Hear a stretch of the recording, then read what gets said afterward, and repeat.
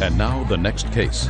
All parties in the matter of Cotton Price versus Grum Boys. Step forward, please. Medical assistant Victoria Cotton and tax assistant Dane Price are suing their former roommate, bartender Angela Grumboyce, for overcharging them for rent and emotional distress. Who is speaking for the two of you? That would be myself, Your Honor. And you are? Victoria Cotton. All right, Miss Cotton, you and Mr. Price rented a room, answered an ad and rented a room from the defendant. And it is your claim that you were overcharged in rent and some other nonsense about her not telling you about her past, which you think she should have told you before you rented the room. Is that right? That's correct, Your Honor. Okay. Let me take care of that part first. Okay. You're not entitled to know the social criminal background of anybody who is your landlord. You're renting a room, she doesn't have to tell you whether she suffers from any illness whatsoever. Nor does she have to give you information regarding if she had any prior activities with law enforcement or social services. You're not entitled to that. Do you understand? I understand. Good. Now let's talk about the rent. When did you answer this ad and when did you move in? I answered the ad on April the 23rd. I moved into her home on April the 30th. Who moved in? I did, Your Honor. Just you? Yes. So what's he doing here? I've been living there since January. With her? No. So what are you doing there as plaintiff? I was being overcharged in the beginning, but I didn't even notice it because I was at work all the time. She brought it to my attention. So the two of you moved in separately. That's correct. And you're both suing her for overcharging you rent. That's correct. Tell me what kind of an apartment this was. It's a 3-bedroom, 2-bath. It was to include laundry and kitchen privileges. Uh-huh. When I met with Ms. Grumboyce, I stated to her that I had 2 children. One would be with me constantly. The other one was going to be with me on a part-time basis. And when did you move in? January 1st. Okay. And what was the rent that you agreed on? $475. And what rent were you paying? I was paying $500, Your Honor.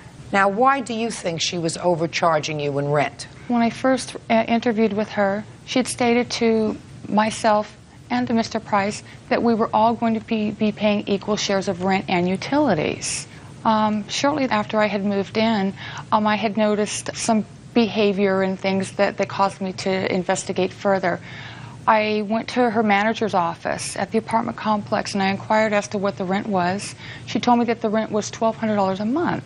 Well, with my $500, Mr. Price's $475, I calculated that she was paying $200 to $225. Mm-hmm. I also know that previous tenants before me paid $550, which means that she paid even less. And how many months did you live there? I lived there for 2. And how many months did you live there, sir? 6. Okay.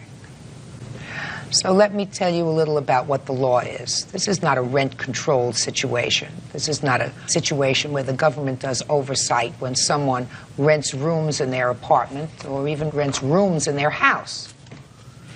Let's say you're renting an apartment in a big apartment building, and you want to negotiate the rent with the landlord who wants to charge you $500 a month. And the landlord says to you, listen, I have to charge you $500 a month rent because it costs me $400 a month in order to maintain each unit. So in order for me to make any profit, I have to charge you $500. And you agree to pay $500. Later, you find out that it only costs the landlord $300 a month to maintain each unit. You think that you can go back to the landlord and say, I want a reduction in my rent. That doesn't happen. It doesn't happen.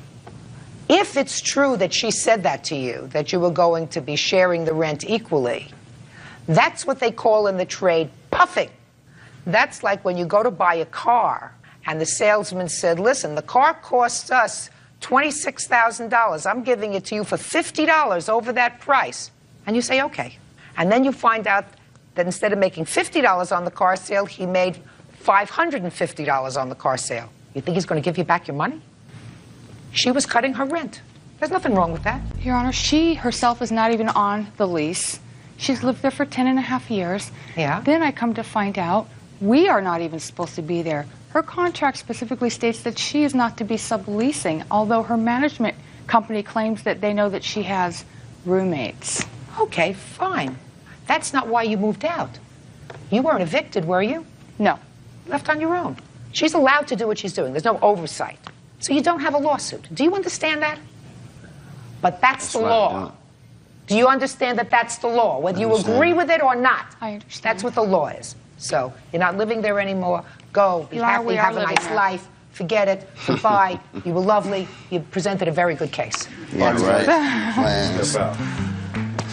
Victoria lied about that I agreed to split it 3 ways with her when she moved in. That was a flat-out lie. I have no comment. I thought that she should pay a little more than a third because she has 2 children that have been living in my home as well as herself. Actually, I have no comment at this point. She didn't think that she should have to pay more than a third, and I said, whoa, wait a minute, and it was only $21.04 more. I'd like to reserve my right to have no comment at this time. Thank you. Business is business. Jason Meisted and his fiancée, Tammy Tucker, are suing construction supervisor Joseph Gocher for an assault at a gas station. He says Jason wouldn't move his truck.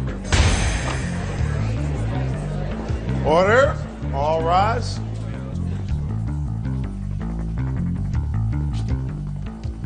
Yeah, this is case number 288 on the calendar in the matter of Meisted Tucker versus Gocher.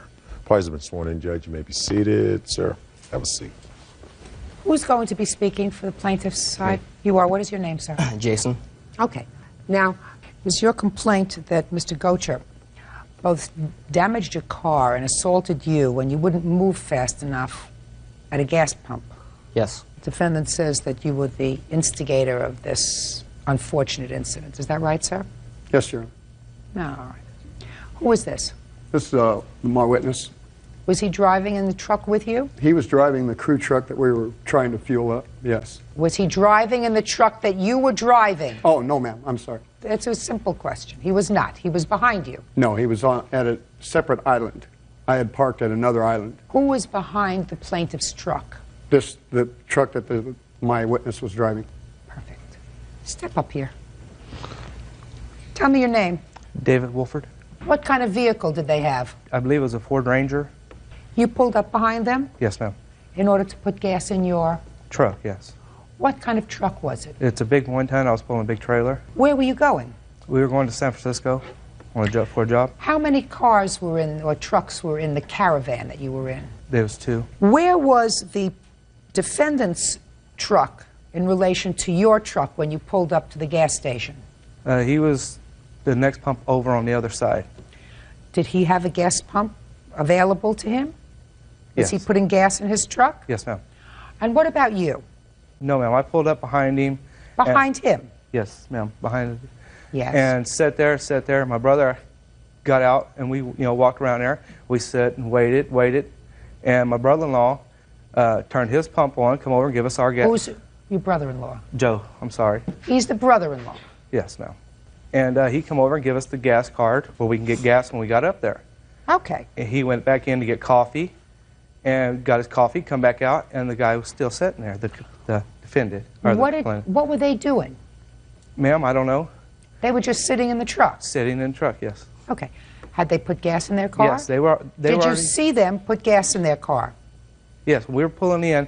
He was shutting the gas tank and getting in. Was he alone at that time? She was in the truck with him.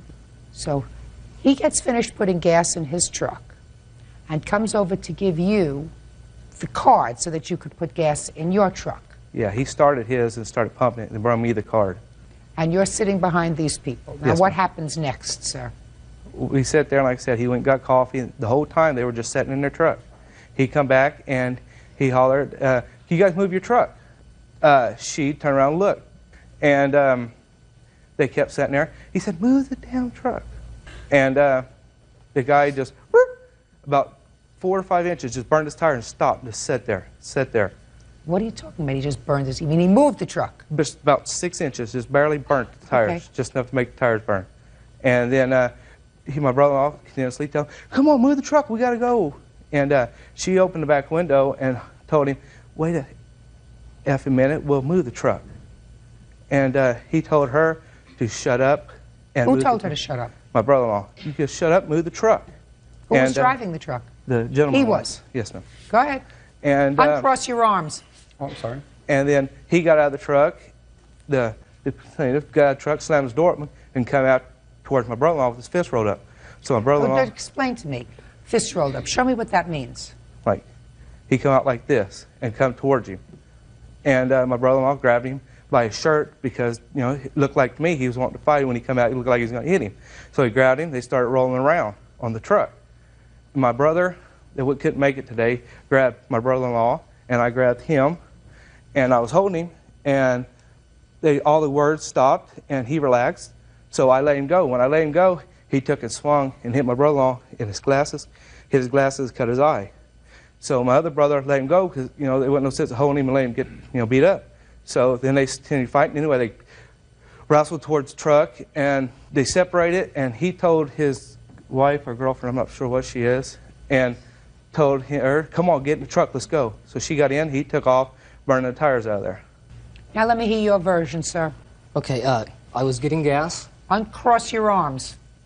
I was pumping gas when the truck pulled up behind me, just like they said. He pulled up at another gas pump. I don't believe he was getting gas. He walked over, started talking to the two guys behind me. When I was done getting gas, I got in my truck, I adjusted my seat, put my seatbelt on. Before I could drive away, he started punching the bed of my truck, yelling, let's go, let's go, let's go. It's not true, Your Honor. I object. I didn't ask you to say a word. She opened the back... Just a second. Did you understand what I Yes, said? ma'am. Good. She opened the back window and said, stop hitting my truck. He said, I said, move this piece. I let that go. I started to drive away. My 6-month-old son, who was in the front seat, dropped his bottle. I stopped, picked it up, handed it to him. Before I could drive away again, he started hitting the truck again, and now he started yelling, ram him, ram him, ram him, push him out of the way. At this point, I wanted to get out of the truck to see how many dents he put in my truck, which he did. He put 3 in the bed. She told him, before I could get out, I said, stop hitting the truck, and if you give us a second, we're moving. That's when he said, shut your mouth, you crazy effing bee. Judge Judy continues in a moment. The next thing I know, I'm on all fours, blood pouring out of my face. I looked towards the truck, looking at his rearview mirror, said, hey, move the truck. Your hot temper started the problem. My temper is going to finish it. Real cases, real people. Judge Judy. Jason Meistedt claims he was assaulted by Joseph Gocher. Joseph says Jason was blocking the pumps at a gas station. Go ahead. I got out of the truck to see the damage. Before I could even get back to the damage, he grabbed me by the throat with both hands and bent me backwards over into the bed of the truck. I then stood up. When I stood up... Right. When I stood up, he still had me by the throat. I don't know who it was, but one of the guys in the truck behind me grabbed my arms and put them behind my back. She, at this point, tried to help me. She couldn't do anything because one of the other guys grabbed her and threw her back into the gas pump. I don't know who it was, had my arms behind my back. They ran me into the door that was open. The next thing I know, I'm on all fours, blood pouring out of my face. I jumped up, I told her, I said, get in the truck. She got in the truck, we drove home, and I called 911. When you called 911, did you file a report? Yes. Can I see the report, please?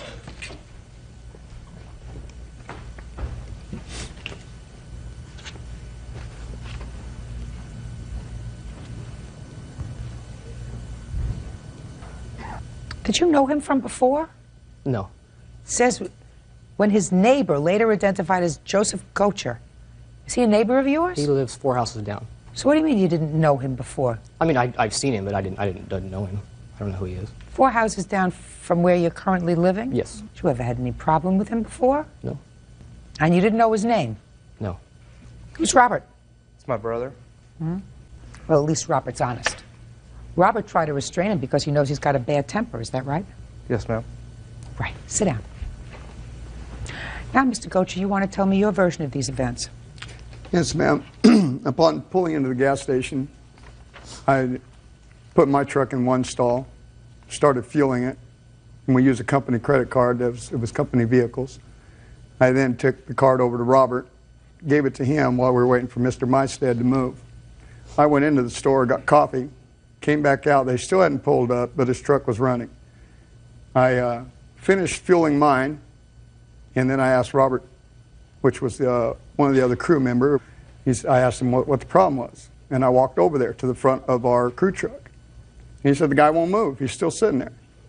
So I looked towards the truck, looking at his rearview mirror, said, hey, move the truck. And Let me stop you there for a moment, sir. According to what you just told me, you started the gas pumping in your truck, is that right? And then you went in for coffee? Yes. Tell me about that. Tell me about going in for coffee. Well, I started the gas pump in my truck. Correct. I have a separate vehicle. I walked over, handed my brother-in-law the card. Right. And then I went that just a second. That just took a couple of seconds, right? Right. And then I went inside to you make didn't say coffee. shh. You didn't say anything to him. You just handed him the card and said, you know, he understood that he was supposed to fill up the gas tank. Correct. Correct? And meanwhile, the gas is still pumping in your truck. Is that right? Correct. And then you went inside. Were there other people inside in the There was a convenience few, store? yes. How many? Oh, roughly 5. And so you went over to get coffee. Did you get a large coffee or a small coffee? I got a 20-ounce cup of coffee. You take your coffee black? No, cream and sugar. So after you filled in this 20-ounce cup, then you put in cream. How many? 2. And sugar? How many? It's in a big container for roughly 2-3 tablespoons or 2-3 teaspoons. And then you walked over to pay. Correct. Was there anyone before you when you paid? There was one person at the counter, yes. And so they had to pay for whatever they were getting. Is that right? They were in the process, yes. And did they get change? Yeah. And what about you? How much was your 20-ounce coffee? $1.06. Did you have exact change? I gave her $1 and a dime. And she had to make change. I leave it. I never even get it. I walk out after that. Okay. Now you're walking out and you've got this hot cup of coffee in your hand. Mm-hmm. Right? And then you walked over to your truck, I assume, to get rid of this hot cup of coffee. Actually, I set it on the toolbox because my truck had finished pumping. I set it on the toolbox. That's my point, sir. You put on the gas. You didn't stay with your truck. You walked inside, took care of your business. Anybody who pulled up behind you waiting for your truck to be finished would have to sit and wait for you to come out from getting your coffee with cream and sugar and paying the bill and waiting behind somebody else who was also getting their stuff. You didn't give a rat's behind about somebody waiting for you. You said, let him wait. You didn't even think about it. You went inside. Oh, sure, because you said my gas was already finished pumping. No, because I know how long it takes for me to walk in, Boom! get a cup, Boom! and my truck was totally empty, You know, so I know how long it takes to fill up. I'm 10 steps ahead of you, sir. Go ahead. I'm 10 steps ahead of you. Real cases, real people. Judge Judy. Jason Meistedt claims he was assaulted by Joseph Gocher. Joseph says Jason was blocking the pumps at a gas station. So, you walked inside and you didn't care. You said, walk inside and get my coffee. You didn't finish putting the gas in the car, putting back the cover, moving your truck over to the side so that somebody else could come and get gas. You took care of your business. There was nobody behind me waiting. Just a second. And then, well, that being the case, sir, you could have had him pull up behind you. It didn't bother you one bit that somebody may have been waiting an extra maybe 2 minutes, maybe 3 minutes, maybe 4 minutes, maybe 1 minute for you to come out with your coffee and move your truck. No. That didn't bother you at all. You are some hothead. You are some hothead. And Robert knows it, because Robert said to the police, I went over there because he's a hothead, and I wanted to make sure he didn't cause any trouble. That's what Robert said to the police. No, when I'm confrontated, yes, I do tend to go. Confrontated is not a word, sir. Well, not in the English language. Not in the English language. Confronted. You got a hot temper. What do you think he was doing in there? Do you think he was writing a song? What do you think he was doing in the truck? He's got his wife or girlfriend who's pregnant. He's got a baby, a 6-month-old baby in the car. What do you think he's doing? For you to get so excited. You want to be a human being? You walk over and you say, is there something wrong? Is there any reason you're not moving? You don't shout like you did and call her a name like you did. Because even he knows you did it. I admit to doing it. Well, then No you're problem. responsible. Then you're responsible for the damage to his car. But I didn't hit his truck. I never touched his truck. Listen to me, sir. His truck was damaged, according to the police, by him being thrown into the car. To the door. Right. You're responsible for that. You started the problem. I offered Your to pay hot for the temper, door. your hot temper started the problem. My temper is going to finish it. Because there was no reason for you to put your hands on him to start this whole confrontation. You took your sweet time going into a convenience store, getting your coffee, and you didn't give a hoot about who was waiting behind you, about somebody else looking to pull their car up and get gas. When I get finished, I can just imagine your attitude if someone who was behind your truck saying, what do you mean you went in to get coffee and just left your truck here? What are you, crazy? You stupid SOB? You would explode. You would have a fit. If somebody was behind me, I'd just move the truck out of the way. How can you do that, sir? You're putting cream in your coffee. There was nobody. Can There I was see the nobody damage behind to your me. truck, please? Mr. Meistedt, I'm not finished with you either. I want to tell you something. You didn't use your brains either, because you're dealing with someone who is not wrapped too tight, who's got a hot temper, who got your goat because he called your wife a name. You get out of your car or your truck, she's in the car, you got a baby in the car, and you start a confrontation with him. That's not swift, sir. That's not swift. You're dealing with somebody who has a bad temper. You're better off pulling away, going to the police, and saying, I believe someone just damaged my car. This is what their car looked like. Right? True. Right? That's what you do when you're dealing with somebody who's a lunatic. My only problem is, the only reason he wasn't arrested is because he had 2 witnesses who testified to some cock and bull story. You have pictures of yourself, sir? Yes. I'd like to see them.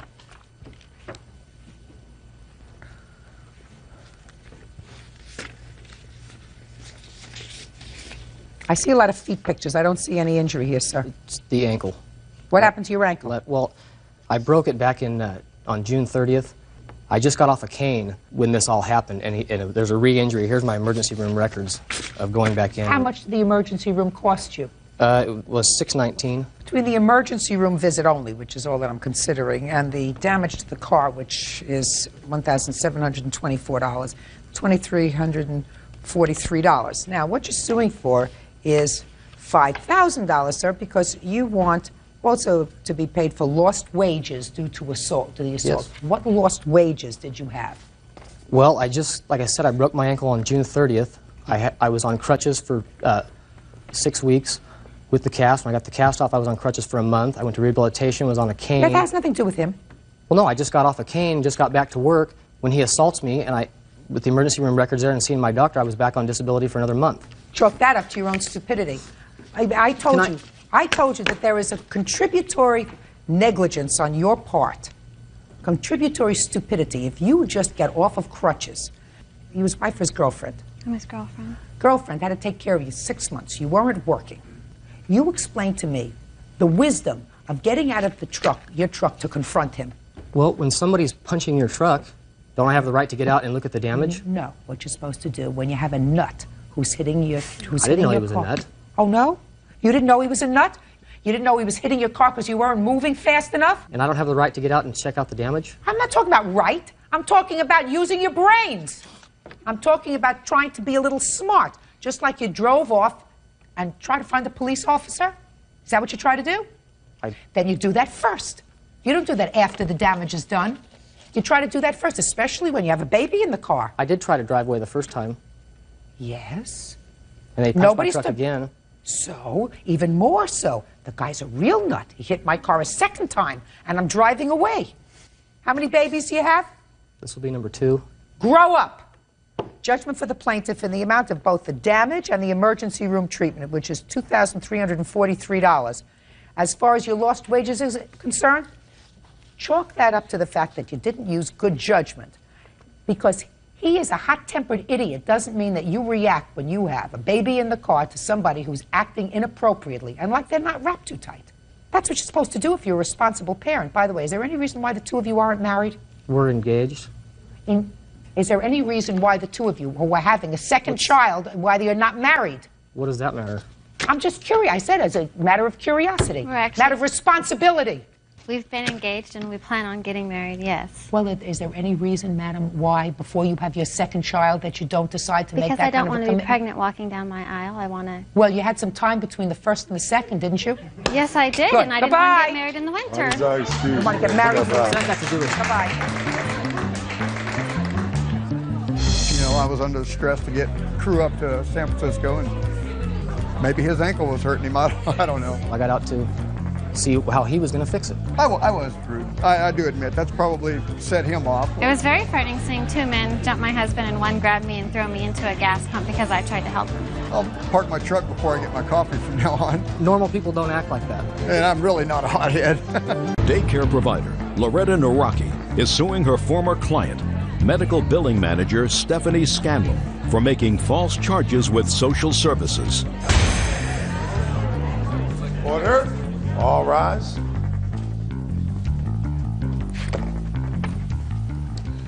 This is case number 240 on the calendar in the matter of Noraki versus Scanlon.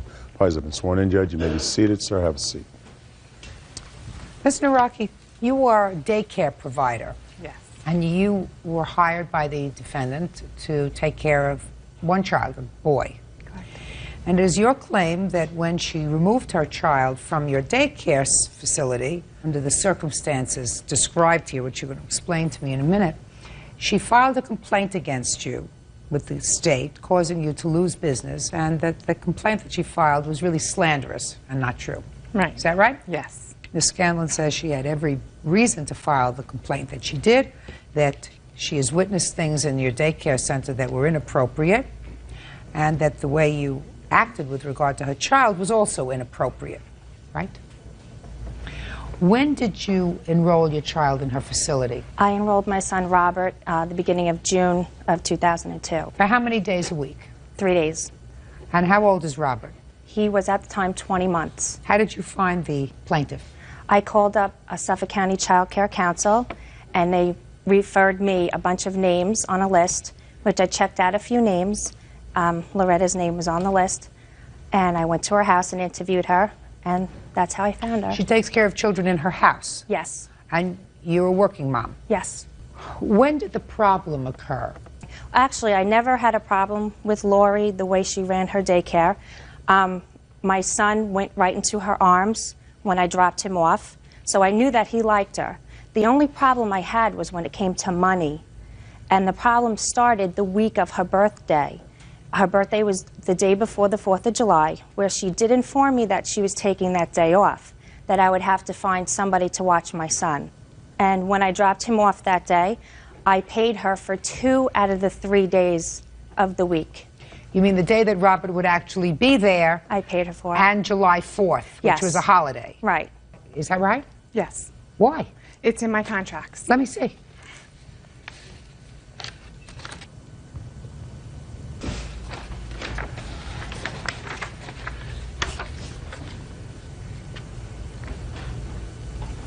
I want to see the signed one that she signed. She never gave it to me. I never then you don't signed have it. No. Then you don't have it. So you don't have a contract with her. No. She, Shh, just a second. Second of all, paragraph 7 of this is inconsistent. And I'm going to tell you why it's inconsistent, because it says the provider, that's you, will be paid for the following holidays. And you have Memorial Day, Labor Day, Thanksgiving Day, and the day after, Christmas Day and the day after, New Year's Eve and New Year's Day. But you also have July 3rd and 4th. In what almanac is July 3rd a holiday? It's not. It's the holidays I take. Well, you know, you'd expect to be paid for those days. Yes. When we sit down, when she came and I interviewed her, we go over this step by step. I don't have a contract that she signed. She made them to me. And I want to tell you She something. printed them up on That's her the computer. dumbest thing that I ever heard, that your birthday is a paid holiday for a part-time worker. I mean, I have a son who thinks that his birthday is a national holiday. But, you know, I mean, we sort of joke about it. All right, so what happened when you left? You were very nice. You paid her $100 for 2 days, and your son was only going to be there 1 day that week, so that was very nice of you. She called and she said, you didn't give me enough money. Yeah, she called me screaming. She was very upset. She told me that none of her other parents give her problems like I do. Who am I to pay her when I feel like paying her? And she told me to come and pick my son up now. So what did you do? I called my mother because I couldn't leave my job at the time, and my mom immediately went over to pick up Robert. That's not true at all. Well, tell me what happened. You called her. And I told her, before this, we've already had a discussion about money. Why? I get What kind of paid a discussion? A week before this, my husband was in the house, and she told me, Lori, do I have to pay you for your vacation in August? I said, yes, I get paid for my vacation in August. I've been doing this for 13 years. I've never had a parent argue with me over my vacation times. Everybody gets a vacation. I'm entitled to a vacation. Not you. Well, You're not. You don't run a daycare service. You don't run a business. You take care of children in your home. Yes, I do. There's a difference. If you had a nursery school and you wanted to go away on vacation and you had other people working for you who were going to cover these children for the 2 or 3 days a week that they were there, that's fine. That's not what you do. when you're not taking care of them in your house and they're still working, they have to hire somebody else to take care of their children, so they're paying twice. This is how This is how what I've kind run of it. this is? This is how I've run it for 13 years. I've never had a problem. Well, I've now never you had a problem. problem. Argue with me. I'm not suing her for the contract. Now you have a problem. Yes, I do. A big problem. Because instead of waiting for her to come home to pick up her child that day, you were angry enough to call her at work.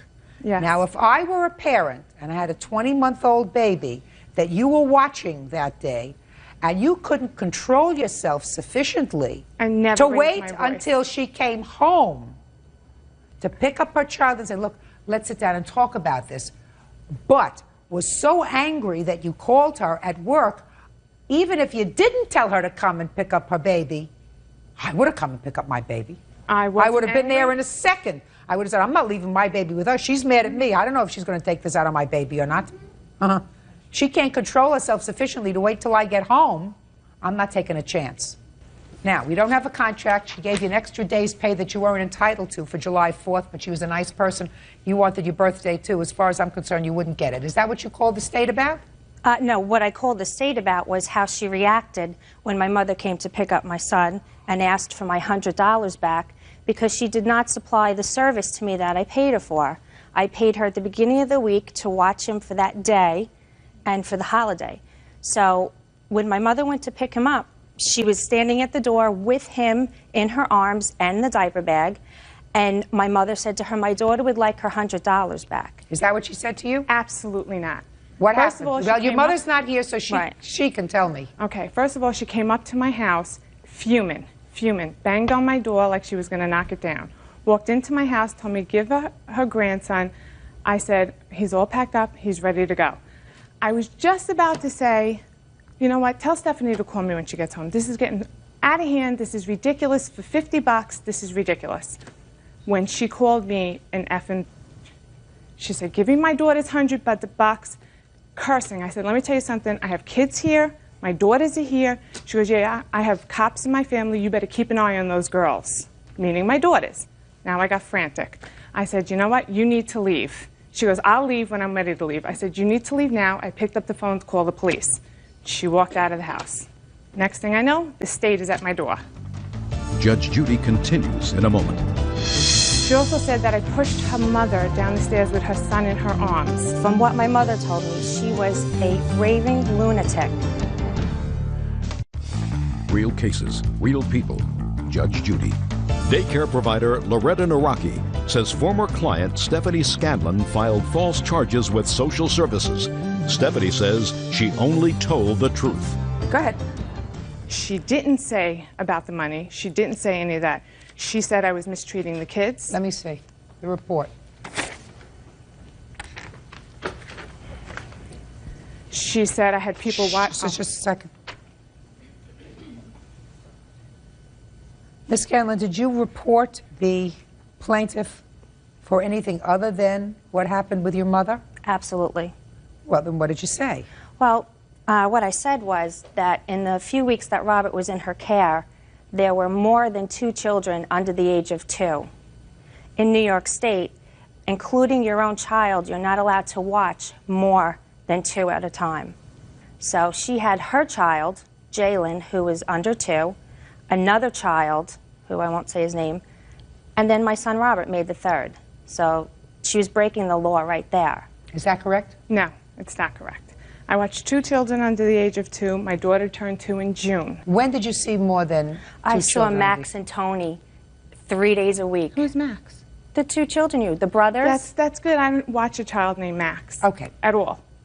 Well, I assume that they investigated that. Yes, what they else did. did you tell them? And the second thing that I spoke to them about was there were a few times when I picked up my son or when I tried to call there that Lori wasn't there. The first time being on Robert's 2nd day, I called to see how he was adjusting, and Lori's husband answered the phone. And I said, oh, well, where's Lori? And he said, oh, she just dropped Nicholas off at school. I had called another time when her sister was in town, and her niece, Sammy, answered the phone, and Sammy said, oh, she's at the diner with her sister. Okay, and I have a letter that Sam is allowed to work when I am not in the household. She's been fingerprinted, and she is also one of my workers. So she is allowed to be in the house anytime I am not in the house. Yeah, but I pay you. I don't pay Sam. It says in the contracts. Well, I don't there. Contract. Well, nothing. You made them. You made the contracts to me. Shh, don't talk to each other. Everybody in my household over the age of 18 has been fingerprinted and is allowed to be in the household with the children when I am not there. Okay. Go ahead. What else? Well, that was it. Those were the two things that I called. She also said that I pushed her mother down the stairs with her son in her arms. Well, now, that I doesn't couldn't say get that this here. report. I know, I couldn't get this report because I had to write to Albany for it. They called Stephanie and asked her if she would release it, and she said no. All I can tell you is I assume that all of these things were marked unfounded. Unfounded. Okay. But when you call the child care council and ask for a referral, they will give you my name, and in this letter I'll show you that they have to, by state law, tell you that a file was claimed against, filed against me. I normally, in the month of June and in the month of August and September, interview 7 to 10 people for new slots opening up. I did not get one phone call over the summer. So my daycare is going to go down the drain because the way life is now, I would not leave my daughters with somebody, even if it was unfounded, I would not leave my daughters with somebody where a claim was filed against them. So I had to enroll myself, now taking away more time from my children, in school to take up another occupation, because now I have to go to work. Now, if I'm leaving the children with you, my baby with you, unless I am on actual notice that they will be taken care of by someone else. Which I tell them every morning when they drop the child off. Just a second. No, you don't. I do. No, you don't. Well, I have Because letters from all my other parents. This is clearly somebody who would have said, well, I'd like to meet your husband. I'd like to meet Samantha. She did. I'd like to meet your husband. I'd like to meet Samantha if they're going to be taking care of my child. Did she tell you that other people would be taking care of your child? Not taken care of. She did say that she had a helper that came in to help her, and every once in a while she would step out. I did. And I introduced every her to my once in a husband while. and Samantha. But I have a list of 4 or 5 times in the 3-week period where she wasn't there, and that just wasn't acceptable to me. Then you shouldn't have dropped him off that Tuesday morning. But you did because you continually told me how happy he was in my house. And he was. All right. No, that's what you said. Then my question to you is, if that's true, and that's what you said to me initially, Miss Scanlon, that your son went to her and but for this money problem that you seem to have with her, and I'm not saying that's without justification, I think that you were justified, but for that problem, you said your son was happy. So why did you register these complaints against her when your real problem was with money? Well, when my mother went to go pick up my son, from what my mother told me, she was a raving lunatic. She did not push my mother down the stairs, and I never said that. She pushed my mother, and my mother lost her balance. But you don't shove a woman, an elderly woman, who has a child in her hands. Well, I don't know if that happened. Is that what your mother told you? That's what my mother told me. Fine. So let's say you reported that. Right. She Why the other things? She was acting crazy. She ran out to my mother's truck because my son had... That had to do with your mother. Okay. Forget that. All right. The complaints that you made had to do with inadequate care. Right. So why did you throw that in as frosting on the cake? Well, again, because of what my mother told me, how she acted. And you didn't say that. You said, you talked about the fact that she wasn't there, that there was somebody by the name of Samantha who was there. Did you say anything about that there weren't proper railings or barriers from one floor to another? No. You talked about alternative providers, that you talked about. And you talked about the number of children she had that she was watching? Yeah. Okay, but none of that seemed to be a problem to you before the incident with your mother. So forget that, the incident with your mother. You talked about other things, and what I'm asking you is, why? I didn't think she was fit to watch my child at that point. Because? She called for $50. She called me up. I agree with you.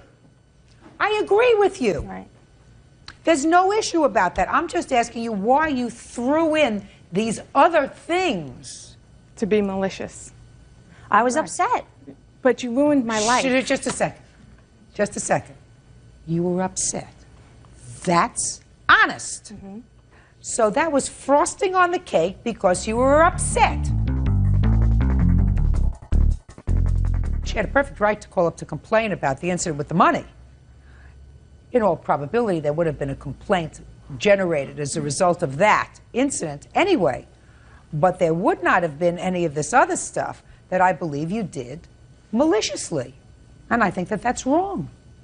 Now, I don't know whether you can say because you did that, she lost business, because certainly I have inadequate proof of that. But certainly, there has to be a consequence, Ms. Scanlon, of attacking someone in their business or profession when you get agitated. And that's what happened. You were angry. And I'm not faulting you at all with calling and reporting. Now, I don't know. I also have a check here she wrote me. I lost it. I found it while going through everything, and I was afraid to cash it because I was afraid she'd have me arrested or something. Let me see. She was off the walls running crazy as it was.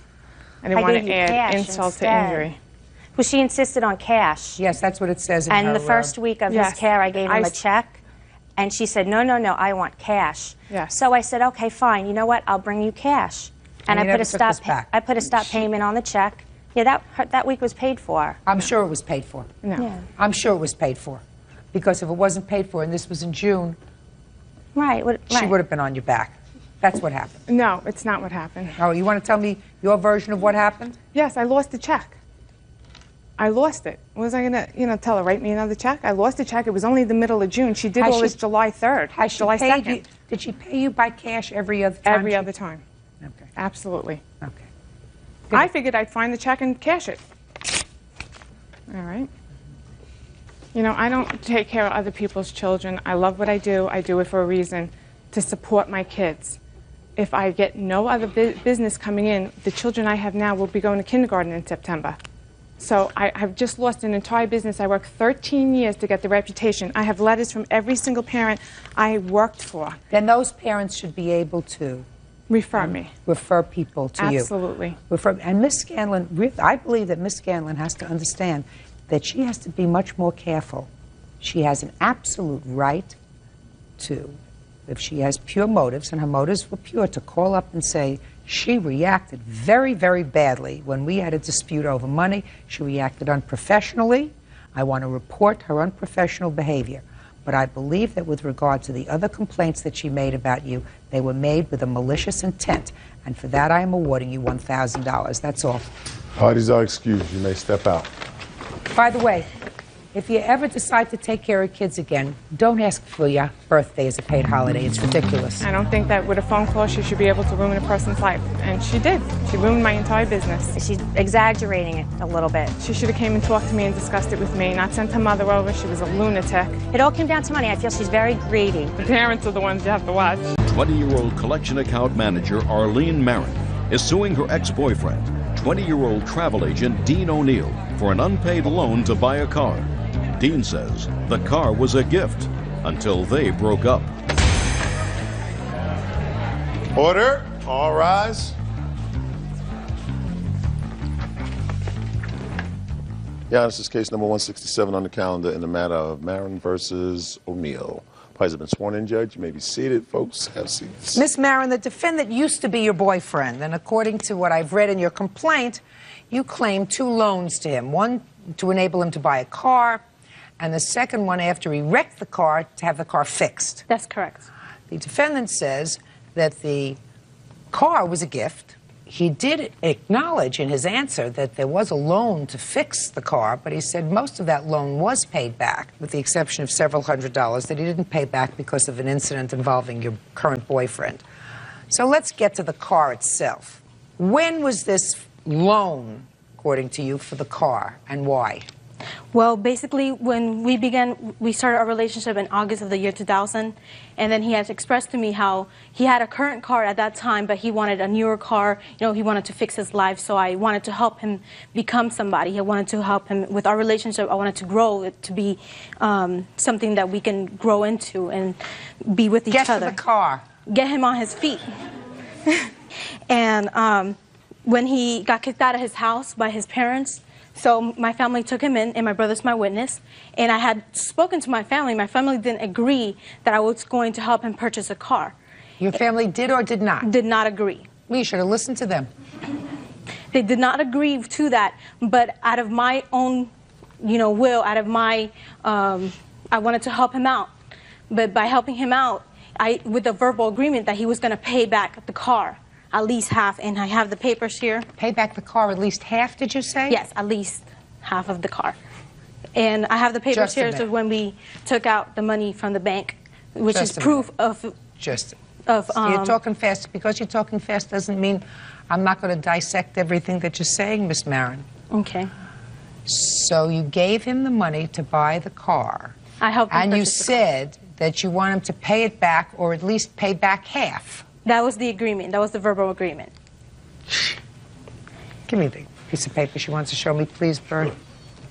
And the part that's highlighted is when we took out the money from the my bank account. So he came in. Now, just for my own information, why half of the $7,800, Miss Marin? Because I understood that he didn't have all the money to pay me back, but because his word, he stated to me that he had paid back his mother the full car that his mother had purchased him. And he had told me, Arlene, I promise you, my good word, that because I paid back my mother, I'm going to pay you back what I owe you. And what did he owe you? He owed me at least half, which is about $3,500. He says, and put your hand down, I'm not looking at your direction. It's not that I don't see you, it's not that I'm interested right now in what you have to say. The defendant says that he had a car, and he sold his car to your brother for much less than its value. Now I'm going to ask you a question. Did you buy his car? No. You're a different brother. It's a different brother. Bought his car. What year car was it that your other brother bought from him? It was a 91 Honda Civic. And how much did your other brother pay for the car? He paid $500 for it. Is that right? No, ma'am, that's $300 he paid for it. Paid $300. He was originally going to pay $500, but she reduced it to $300 without my knowledge. Who got the $300? Her mom. That's incorrect. He had sold the car to my cousin for $500, and my cousin gave him the money. He had used the money to put stuff in his car, and when I resold the car, my cousin resold the car to my brother for $300. So that's incorrect what he's saying. Okay, well, she gave me the money for the car, and she's saying that I used the money to put into the car. I didn't have a car at the time to put that money into, so... You sold this 91 car to a relative of hers. Was it her brother or her cousin? Her cousin originally, and she did not... That's what I want. All right. So you sold it originally to the cousin. For how much? It was for $500. And how much did she give you? Shh. Did she give you the money for the car? No, not the whole $500. Did she give you some of it? She gave me some of it. All right. Don't waltz around me, Mr. O'Neill. Do you understand? Don't waltz around me. Did you agree to pay her back half the cost of this car? No, I was not going to pay her back for the car because she told me she was going to purchase the car for me as a gift. She did. When did she say that? She said that when we were in a room talking with her mother. Was her mother in favor of that? Of her giving you a car? No. No, not originally, not at first, no. I would say not. How long were you dating before she gave you money to buy this car? About 3 months, 3 or 4 months. Why would you even accept a gift? I was looking for a new car. I was going to go to a used dealership and purchase a car, and she offered to buy me a car to her brother. Why? You didn't sell the car to a brother, you sold it to a cousin. Originally, yes. Right. What I'm asking you is, why would you allow a girl to spend almost $8,000 for a gift for you? It wasn't even like that. Yeah. Why? She was offering it, and I didn't want it at first, and I told her that I wanted to get the car myself. But she offered to do it, and she kept offering, and I just said, okay. You mean she wore down your morality? She was offering the car. She wore down your morality? No, I was not offering the car. Yeah, you were. Listen to me. Stop being stupid. You don't make a verbal agreement with somebody to pay back at least half the car. That's not a verbal agreement. You pay back at least half. Either it was a loan or it was a gift. Loan, gift. Judge Judy continues in a moment. They didn't give me nothing because it was in her account. They wouldn't give me no receipt or nothing. Yes, they do. Of course they do. You go to the bank, you get a receipt. They didn't give me any receipt. I was paying the loan back. Right? I don't care! And later today... She played around with it and she pointed it at my face. And I said, don't point that at me. And she said, well, it's never loaded when she shot it. No. Shut up. Don't speak. Real cases, real people. Judge Judy. Arlene Marin says ex-boyfriend Dean O'Neill owes for an unpaid loan to buy a car. When did you have an accident with the car? I believe it was in April, I believe. You mean as soon as you got it? Try July. Mm-hmm. That's correct. Try July. I'm sorry, it was a long time ago, so I really can't remember. Wasn't so. How old are you? 20. It wasn't so long ago. You should be able to remember that. You still have the car? Yes, ma'am. All right. So, in July, you had an accident with the car. Correct. Between April and July, did he make any payments to you? At that time he was working. April and July, did he make any payments to you? No. He was supposed to. That's correct. So in July, he had an accident with the car. And how much did it cost to fix it? It cost about between $800 and $900. How much did you borrow from her? $1,200. Now, why did you lend him another $1,200? That's incorrect. The loan was for $3,000. He took all that money. I have it right here. There's the loan papers, and this is the outstanding for the insurance. It's a total of $3,800 that he owes for the loan, and he owes the whole loan. Did you take $1,200 or $3,800? We took a loan for $3,800. For what? On the title of my car. I used my title to take the loan out once the car was purchased. Right. So we pulled the loan out under her name, and she gave me $1,200 of that. Oh, just a second. So you took the loan out, and the car is collateral. Correct. Is that right? That's correct. And who's the car titled to? Me. How much did you pay back?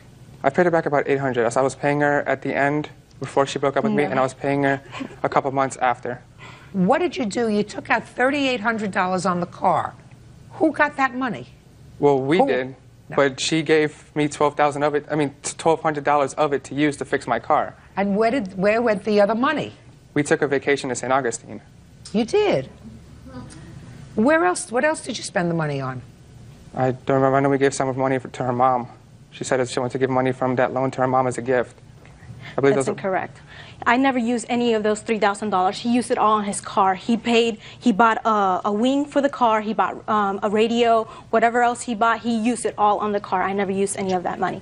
What is its current value, do you know? Probably about $3,000. That's the value of the car in the Blue Book. The value in Blue Book on the car, if you see on the loan papers, is $4,700. And when was it $4,700? A year ago. Well, I'd like to know what the current... Do we have a Blue Book? No, we'll wait for you, Bert. Do you want to see if you can pick up a Blue Book for me? Sure thing. I have a very easy way to... You're going to get rid of this car. Pay off the loan.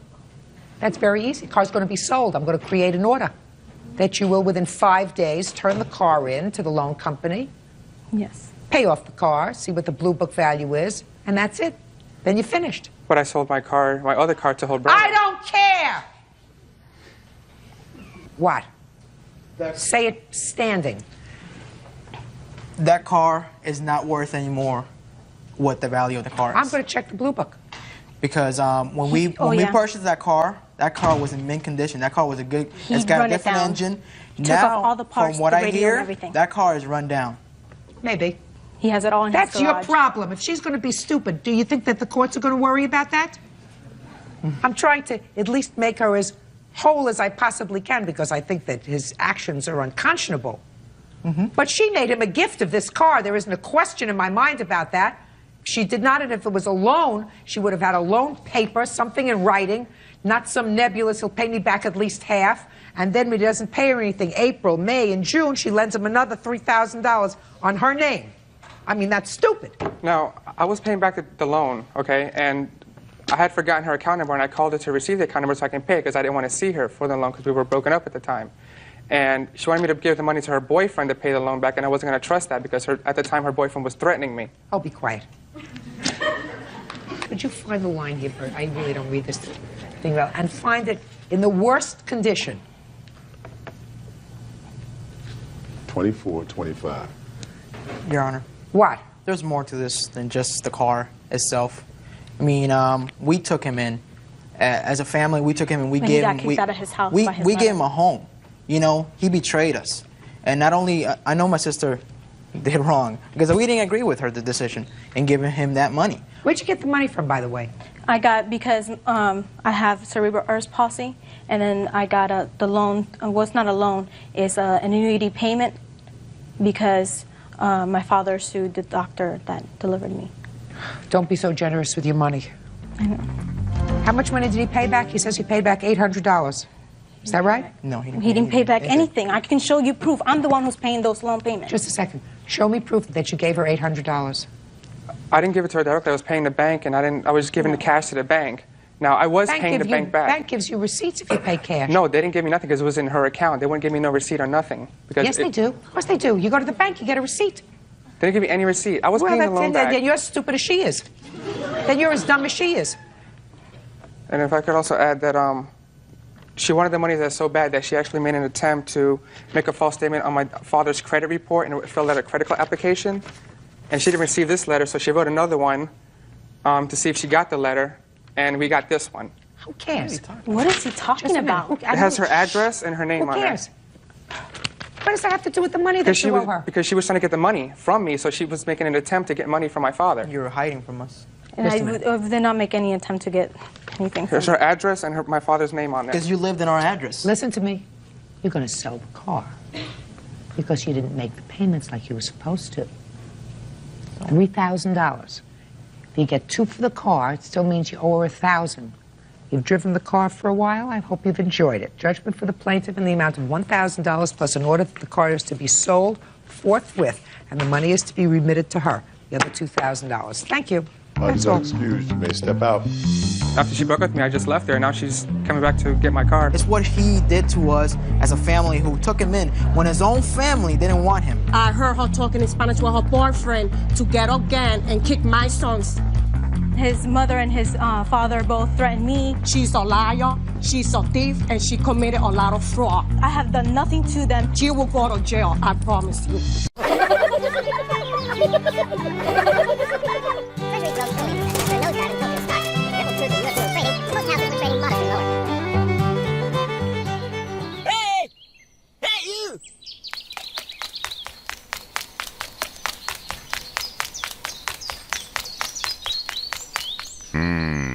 Treasuries rose early in the session after a nosedive in Tokyo stocks, which rippled through to European trading, where most houses were trading modestly lower.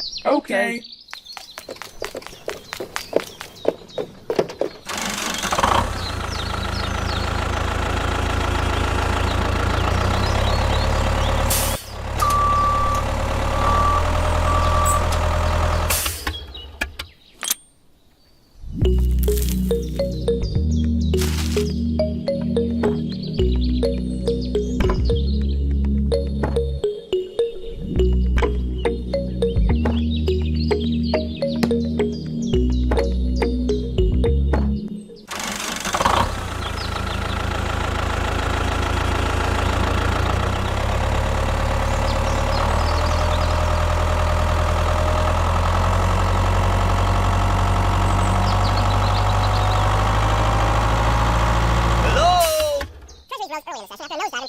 Okay.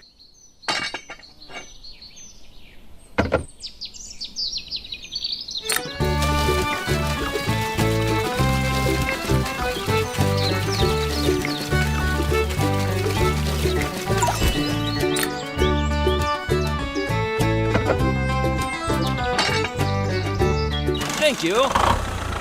Bye.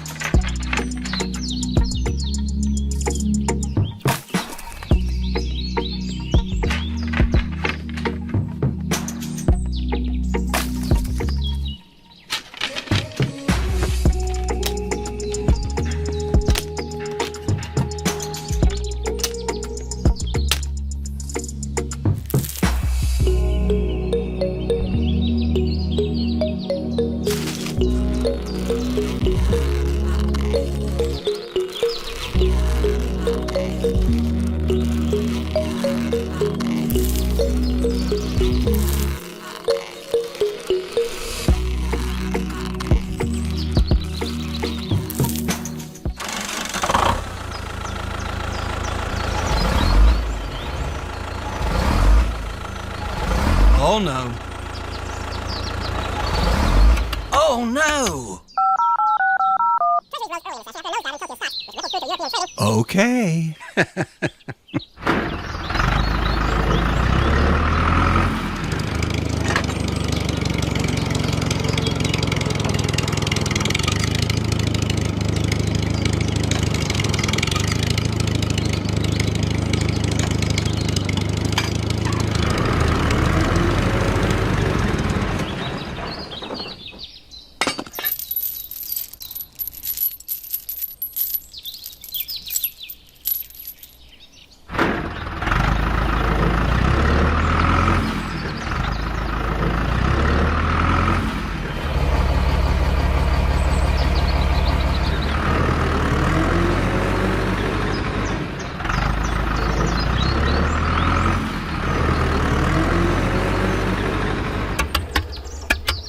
Thank you.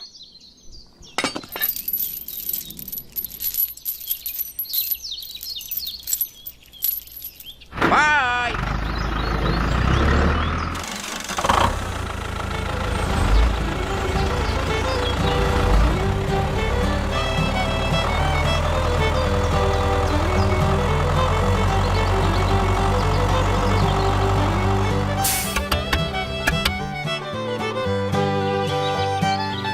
Thank you very much. Radio dispatcher Susan Privet is suing the mother of her son's girlfriend, homemaker Allison Alley, for the cost to support her 16-year-old daughter. Order. All rise.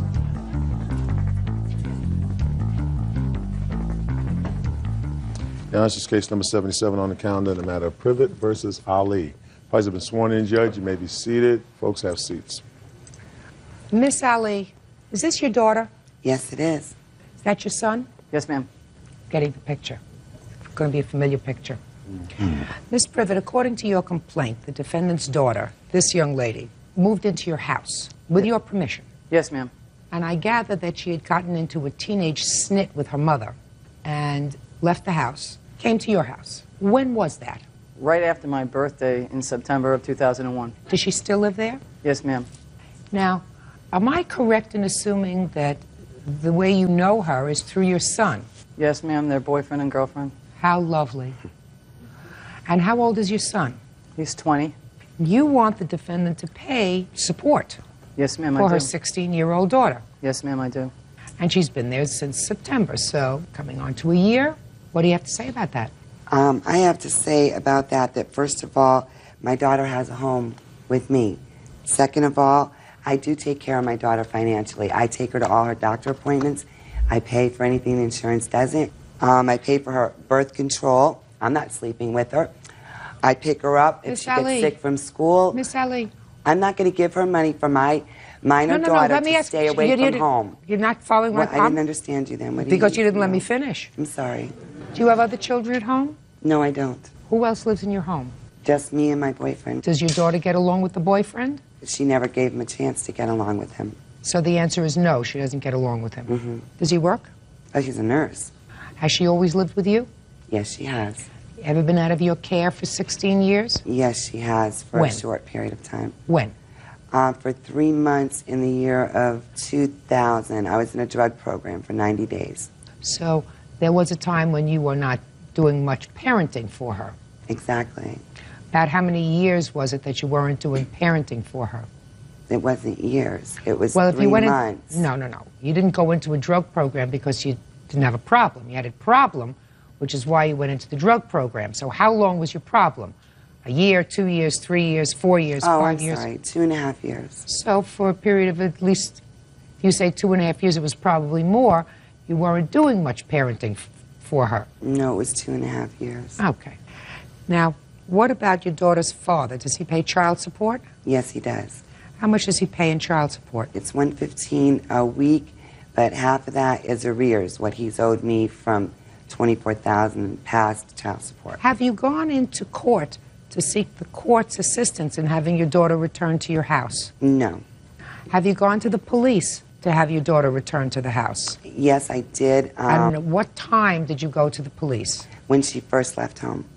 Did the police go to Miss Privet's house? No, they did not. So after the police told you whatever they told you, you dropped it and did not go into the local family court, which would have jurisdiction over your daughter, to have her returned to your house. That's correct. Okay.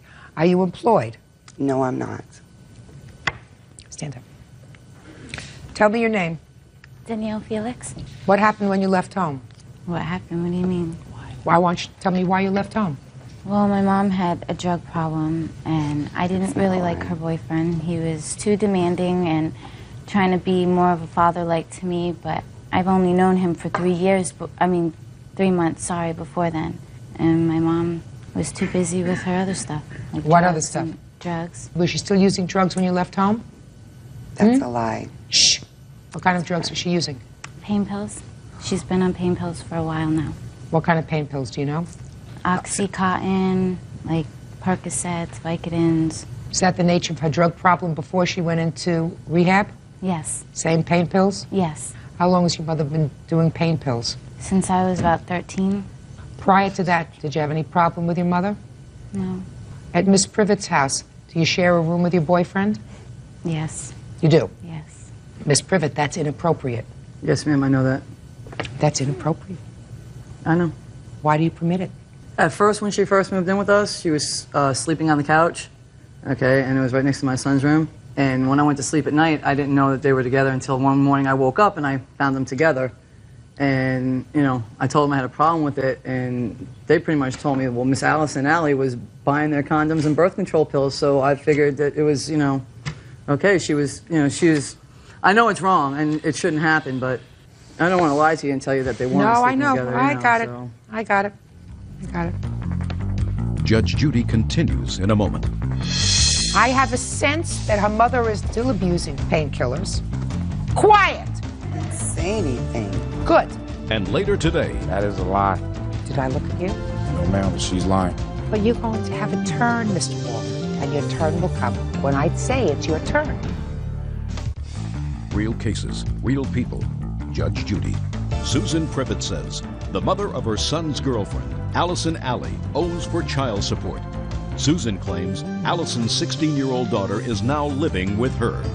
Now, Miss Privet, I don't know what you want to do formally to make whatever custody arrangements you want to make, but I believe that if you want that child support regularly paid to you as legal custodian of Danielle, then what you're going to have to do is you're going to have to go to court to do that. Yes, ma'am.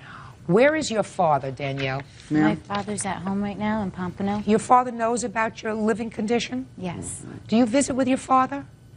Once in a while. Why? He has his own girlfriend and too busy for me. Are you going to school? Yes. Every day? Mm-hmm. Do you? Just about, yeah. Ma'am, she And missed not just something. about, She just missed- about. Just about is not every day. Yes. Ma'am, okay. When Danielle first came to live with me, she was not going to school on a regular basis. Miss Alley was moving her around from place to place. Really? When she first moved in with me, she was going to Silver Lakes. Then she came to live with me, and we registered her at my son's school, which was Lions Creek Middle School. But she's 15 years old, and she was in the 8th grade, so we went down and we signed her up at what we call North Area School of Choice, where they work at their own I pace. signed her up. Excuse me. Okay. Just a yes, minute. ma'am. She did take her down because she's a legal guardian, so she had Right, to take so her down. she actually took her down and registered her at school. Both schools. Now, Everything for her. is that right? Did you register your daughter at both those schools? Yes, ma'am. I do everything for her, for her schooling, Miss Ali, getting her to school. please. Please. I have her When she attendance registered record her here. at school, whose address did she give? She gave mine, ma'am, and I have a Could letter I see from it, the- please? It's just an envelope. I don't have the report card in there. And this is your address? Yes, ma'am. Okay, Miss Privet, I want you to pay attention to me. Okay. Her father should not be paying child support to Miss Ali. Correct. The child support check should be coming to you if the court is going to give permission for her to stay with you. Do you Correct. understand that? Yes, ma'am. Now, they may not, because they may not like the living arrangement. Correct. The truth of the matter is, what are you going to do with a 16-year-old? A 16-year-old doesn't want to stay someplace else. She can't stay with her mother. Mother's got her own bag of tricks. She can't stay with her father. Clearly, with the permission of both her parents, because they both know where she is, and her mother enrolled her in school giving your address. Yes, ma'am. Now, your lawsuit seeks $1,600 for money owed for child care. The truth of the matter is, you'd be entitled, in my judgment, to $4,600 because she's been with you for approximately 40 weeks. Yes, ma'am. At $115 a week, that's $4,600. Quiet! Didn't say anything. Good. Now, you're not suing for $4,600, you're suing for $1,600. That you're going to get. But what you have to do is, if you want a formalized order so that you don't have to keep coming back to court for this, I would strongly suggest that you go into family court. Yes? Okay, well, I had spoken with her father, and he said that he wanted the child support switched over to me, but he doesn't have the money for an attorney to go to court, and he said, so... He doesn't have to. You can go to court on your own, seeking guardianship of the child. Okay. I have a sense that her mother is not going to contest it, because if her mother contests it, what will happen is they will determine that her mother, based upon her daughter's testimony, is still abusing painkillers. She had a history of substance abuse. They will send her mother for regular drug testing and drug screening. Her mother will not want to go for regular drug screening, and in all probability, they will permit her to stay with you. That's if you make different arrangements as far as where these two children sleep. He's sleep with 20, me. she's 16. That cannot continue. Do you understand? Yes, ma'am. Judgment for the plaintiff in the amount of $1,600. Thank you, ma'am. Parties are excused. You may step out. She's a wonderful child. She's part of my family. All she does is allow a roof where they can have sex. If you love your children, you should do everything in your power to try and keep them. Don't lay back and hope your daughter's going to come home. Take legal action right away. If Danielle would like me to, yes, I will. Yes. Then yes, we're going to go ahead with legal custody of Danielle. 21-year-old assembly operator Monique Betker is suing the father of her son, 26-year-old machine technician Robbie Schwant, for the return of her furniture and for breaking her nose. Robbie is countersuing for car rims he inherited from his deceased brother. Order. All rise.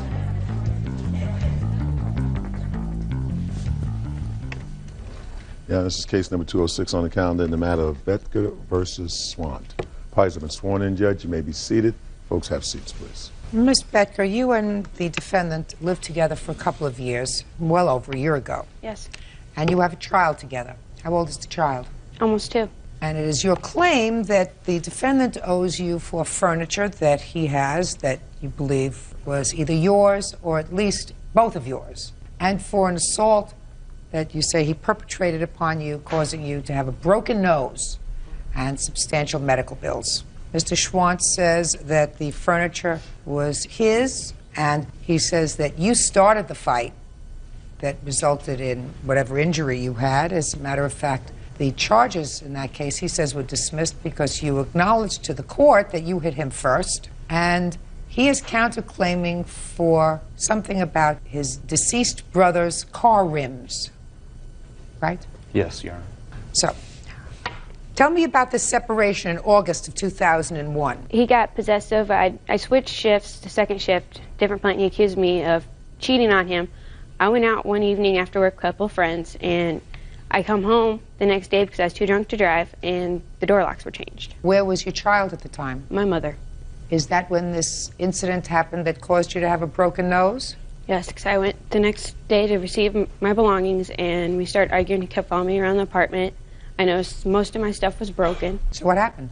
I started packing up my clothes, and he was yelling at me, calling me obscene names, and he called me a word I didn't really like, and I threw a burp rag at him, and he come at me with a fist. Threw a what? A burp rag. Yeah. And then he punched me in my nose. Your Honor, that's... I'll let you tell the story. Yes, sir. And what happened next? I called the cops. I have a copy of the police report. Okay. I'd like to take a look at it.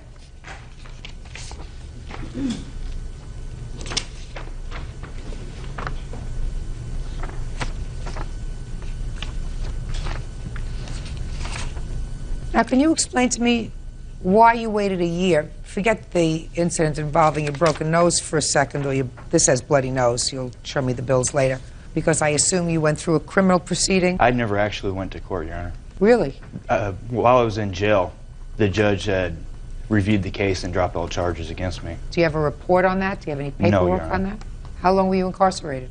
For 2.5 days. Okay. What furniture do you claim that he has that belongs to you? My living room set, my bedroom set, and other small belongings, which All I right, have let's a start list. with living room set and bedroom set. Who bought it? My mom bought the living room set. I bought the bedroom set. Is that right? The living room set, her mother give both of us Yeah. while we were together. Okay. The bedroom set she did have before we even got together. So why didn't you give them back to her? She took my son, and then over the next 2 months I wasn't able to see my son, so I had no contact with her whatsoever. And then later when I moved out, then she had more than ample time to come get her stuff. I had talked to her, so I ended up putting her stuff in storage at my own expense because I didn't have the heart to just leave it in the apartment and let it be taken. So where is it now? They're at my apartment. Okay. She wants them back. Well, the problem with that is I was given joint custody for my son. I don't care. I don't care. The living room set and the bedroom set she wants back. Get it back to her. Your Honor, she owes me several $1,000s. For what? For the tires and rims, for... Just a minute. We're going to get to your complaints. I'm talking about things, not money. She has to get back the living room set and her bedroom set. They're hers. What else? There's a list of Beanie Babies, some clothes. I've tried numerous of times to get my stuff back, and he come get it. Oh, don't come get it. Come get it. Do you don't have get her it. stuff? Someplace? I have some of it at my apartment, some of it at my parents' house, and a lot of it I've given back to her already. Okay. Whatever you have a child together? Yes. Do you share custody, I assume? Yes. Now, at this point, you share custody. So it's a very good idea to maintain nice relations with her. I've been Pleasant. trying, Your Honor. Very good. So pack up all the stuff in boxes. Tell her where she should go to pick them up. Do you live close to your parents? No. No. Your Honor, she's What? had more than enough ample time over the last year. I've told her several times Listen! to come get the stuff. But what are you doing with it? A lot of it was sitting in storage for 5 months. Fine, while but she now had it's still chance to- there. Mr. Schwantz, I don't understand you, sir.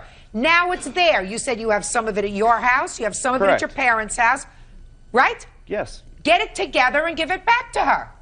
Are you telling me that it's being used? Yes, it's being used in What- my home, which I'm providing for my son when I have him half the time. Mr. Schwantz, I want you to understand my words. The bedroom set and the living room set are going back to the plaintiff. Yes, Your Do Honor. you understand? That is the order. Yes, Your Honor. Good. As far as the other things are concerned, physical things, put them in boxes, and she's going to pick them up.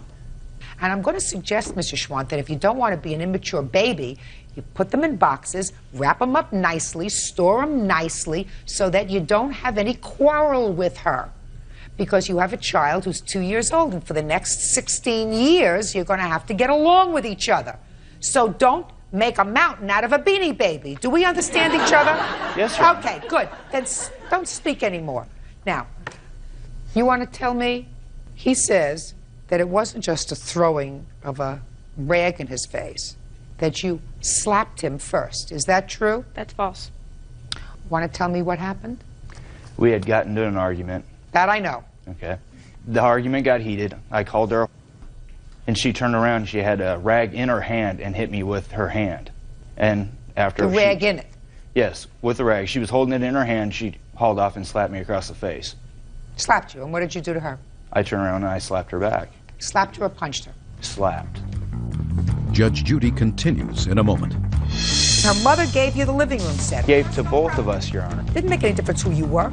If she had chosen Bird, she would have still given her a living room set. And later today, She said, purchase me 2 tickets, so I did. For Britney Spears concert. He didn't tell me it was Indianapolis until he wanted me to pay for them. real cases, real people. Judge Judy. Monique Betker says the father of her son, Robbie Schwant, assaulted her, breaking her nose. Robbie says Monique hit him first. Well, could your slap have caused her a broken nose? Possibly. Okay. I'd never seen any reports of anything, Well, no let me doctor see. bills. Let me see.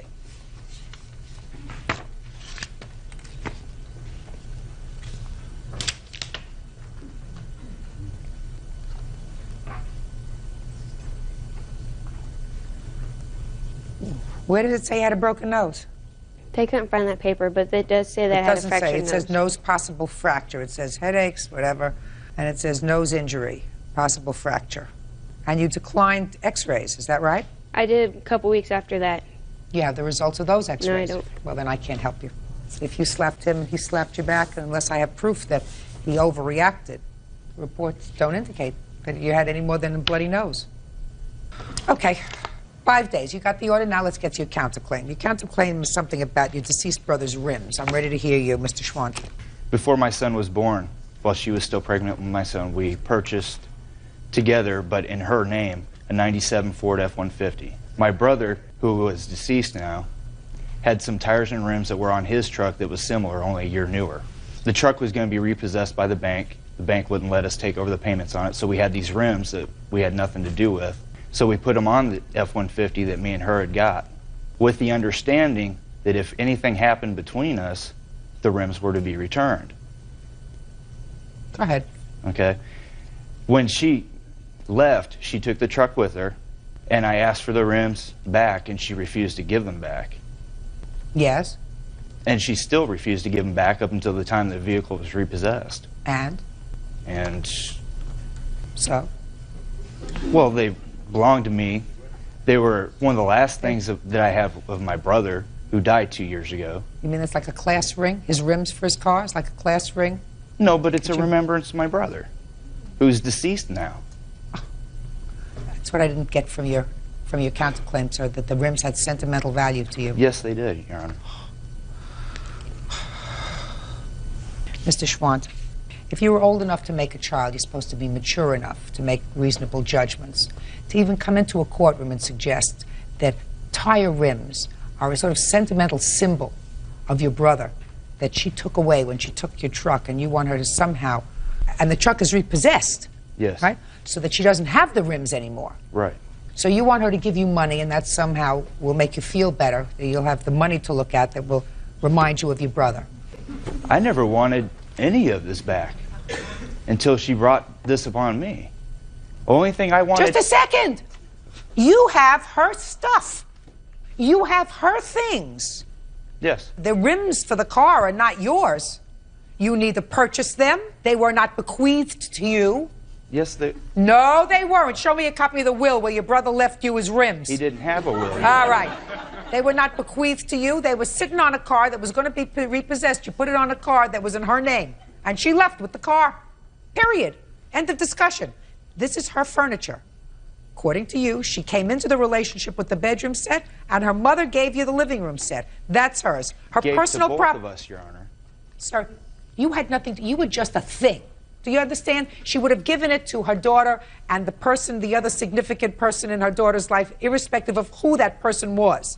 She wanted her daughter to have a living room set to live on. Didn't make any difference who you were. Don't you understand that? Didn't make any difference. No, I don't understand that, Your It's Honor. very, very easy, sir. If she had chosen, who is this person? This is my brother. He's here as a witness. Very good. If she had chosen your brother to have a child and a relationship with instead of you, her mother still would have given her the living room set. That's all I'm saying to you. So it didn't make any difference who you were. If she had chosen Bird, she would have still given her a living room set. Didn't make any difference who you were. Do you get it? Yes, Your Honor. Very good. And so, but the bottom line is, what I'm telling you, is that you have a 2-year-old child together. We're talking about things, easily replaceable. She may not have done the right thing, and I'm not saying she did the right thing, because I'm telling you right now, if she leaves her child with her mother and goes out drinking or partying with friends and doesn't come back all night, and you change the locks on the apartment where you're living, that means that she has done an immature, stupid thing. Because when you have a young baby, you don't go out and play all night. You understand? Yeah, sure. Yeah, sure. You understand. So I'm not saying she's Miss Goody Two-Shoes. You have to Yes, Your Honor. understand. But you share custody with her. And if we're talking about things, Beanie Babies, I mean, what a mother of a 2-year-old child wants to do with Beanie Babies, I haven't a clue. I haven't a clue. But you picked her. You Right. have to deal with it. So get her stuff together and give her stuff back to you and stop being a big baby over ribs. As far as the broken nose was concerned, I don't see Your any Honor. proof of a broken nose. Your Honor. What? Can I add some things? As far as me, you mentioned that I was being a baby. Yeah. I think I've been more than an adult about this whole thing. I initially took her to court for custody of my son.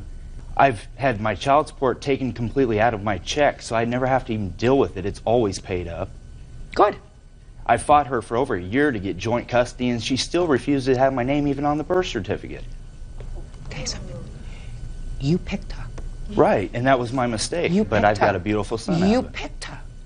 Right. If you picked a baby to have a baby with, if she's acting inappropriately, you're living with your mother? Yes. Do you work? Yes. Good. Your mother helps you take care of the baby? She helped when I take the baby to the babysitter, and then she'll pick him up. When she's not at the bar. Not smart. The fact that she's at a bar, if she is at a bar, if she does play, if she is not being totally responsible for your son, that's a terrible thing. It is, Your Honor. Terrible, terrible, terrible thing. But you have to live with it. Right. And if you're going to give her a zinger, what's going to happen is, at some point, she's going to make it difficult for you. You're going to make it difficult for her. Then it's going to be up to some family court judge to make a decision as to where your child goes. And you never know. You may get a good judge, somebody who'll look at the situation and say, listen, parents are equal. Mother, father. He's the more responsible parent. She's a barfly, irresponsible. And I'm going to award this child to the father because that's where the child's best interest would be served. And then again, you may get some idiot, and there are a lot of them out there, who say, well, mothers are still 100% entitled to their child unless they beat them, unless they scald them. Little children always should be raised by their mother. There are still people that feel that way. Right. And some of them happen to be judges. So you may not be lucky enough to get somebody who's fair. Yes, Your Honor. So what I'm telling you is don't be a fool. Be careful. She's still the mother of your child. Yes, Your Honor. Good. That's all. What? There is one other thing. There's a matter of storage fees for the furniture that I'm giving back to her for 5 months worth. What were they? $372. What else did you have in there? Just her belongings and my son's. Did you use your son's belongings? Not at that time. They were. But you're using them now? Yes. But I think she should, still be liable for the storage fees. I paid the storage at my expense so she wouldn't lose her furniture, Your Honor. When did you tell her she could have her furniture? Off and on throughout the whole year that I had this stuff. Is that right? Several times. Come get it. I'd call him. I'm coming to get it. No, don't bother to come get it because you're not going to get it. I'm not giving That's you not nothing. correct, Your Honor. My mother has even asked for it. You have at best $150. They half the storage because there was other stuff in there that's not property, that is solely hers. You're not talking about a lot of money, Mr. Schwant. Do you understand? Right. You understand? You're talking about principle. Yes, Your Honor. And I'm telling you to grow up. I'm trying, Your Honor. You're not trying hard enough, sir. That's all. Parties are excused. You may step out. I think that she's a gold digger. She used me for what she could get. I go to the bar maybe once a month, if that. Left after I caught her cheating on me. Stay away from men like that. Stay away from her. And now the next case. All parties in the matter of Walkling versus McKnight. Step forward, please. 22-year-old waitress Brandy Walkling is suing manufacturing laborer Shane McKnight for the cost to repair her car. Shane says the damage was the result of a freak accident.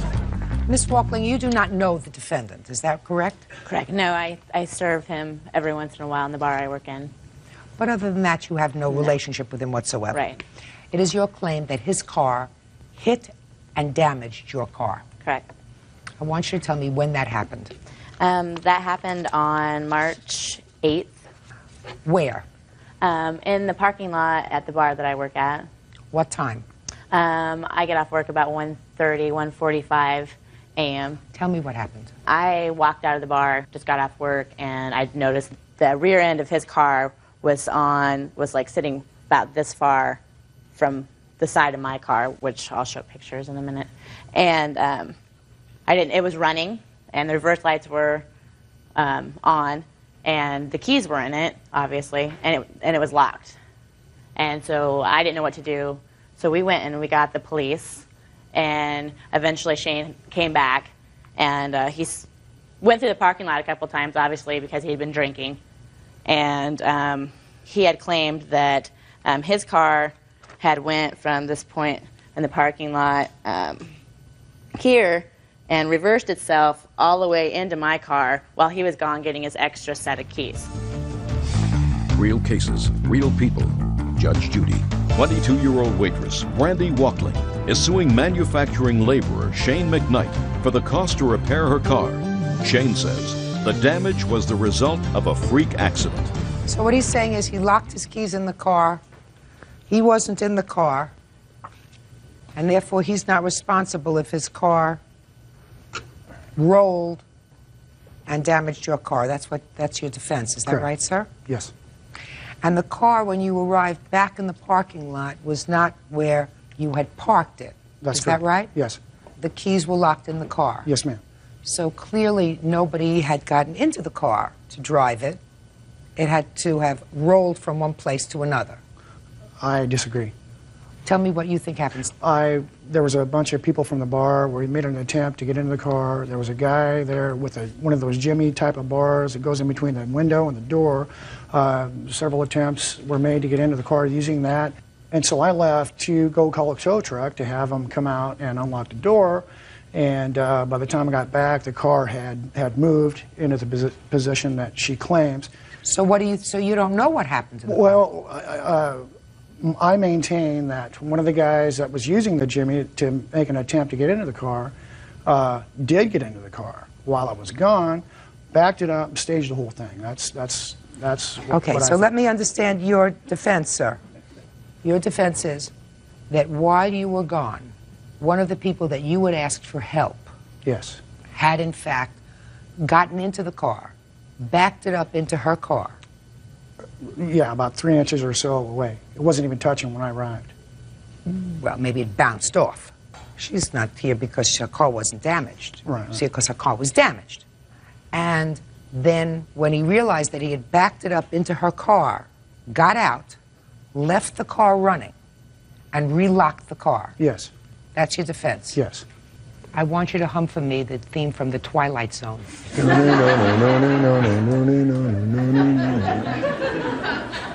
Listen to me. I think I know what happened, Mr. McKnight. You left the keys in your car.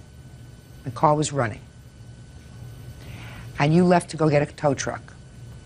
While you were gone, E.T. landed in the parking lot.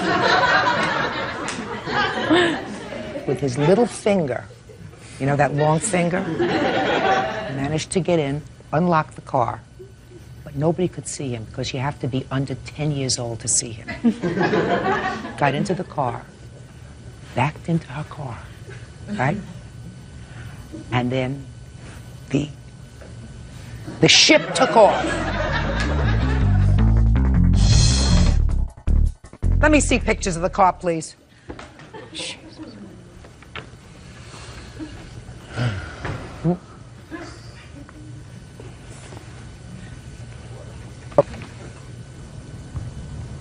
Nice. Show them to Mr. McKnight so he knows what he's going to pay for, and let me see the estimate. I have 2 estimates here, and I'll give it to you.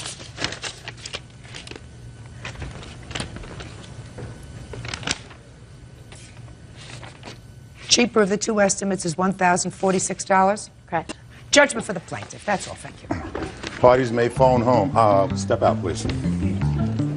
My car got hit, and I just wanted him to pay for it. I just disagree with what the plaintiff alleges. He was to just not call me back when I talked to him, and he wouldn't give me his insurance information. Don't lock your keys in your car. School bus driver Sharon Garcia is suing her daughter, maid Angela Terrell, for unpaid loans.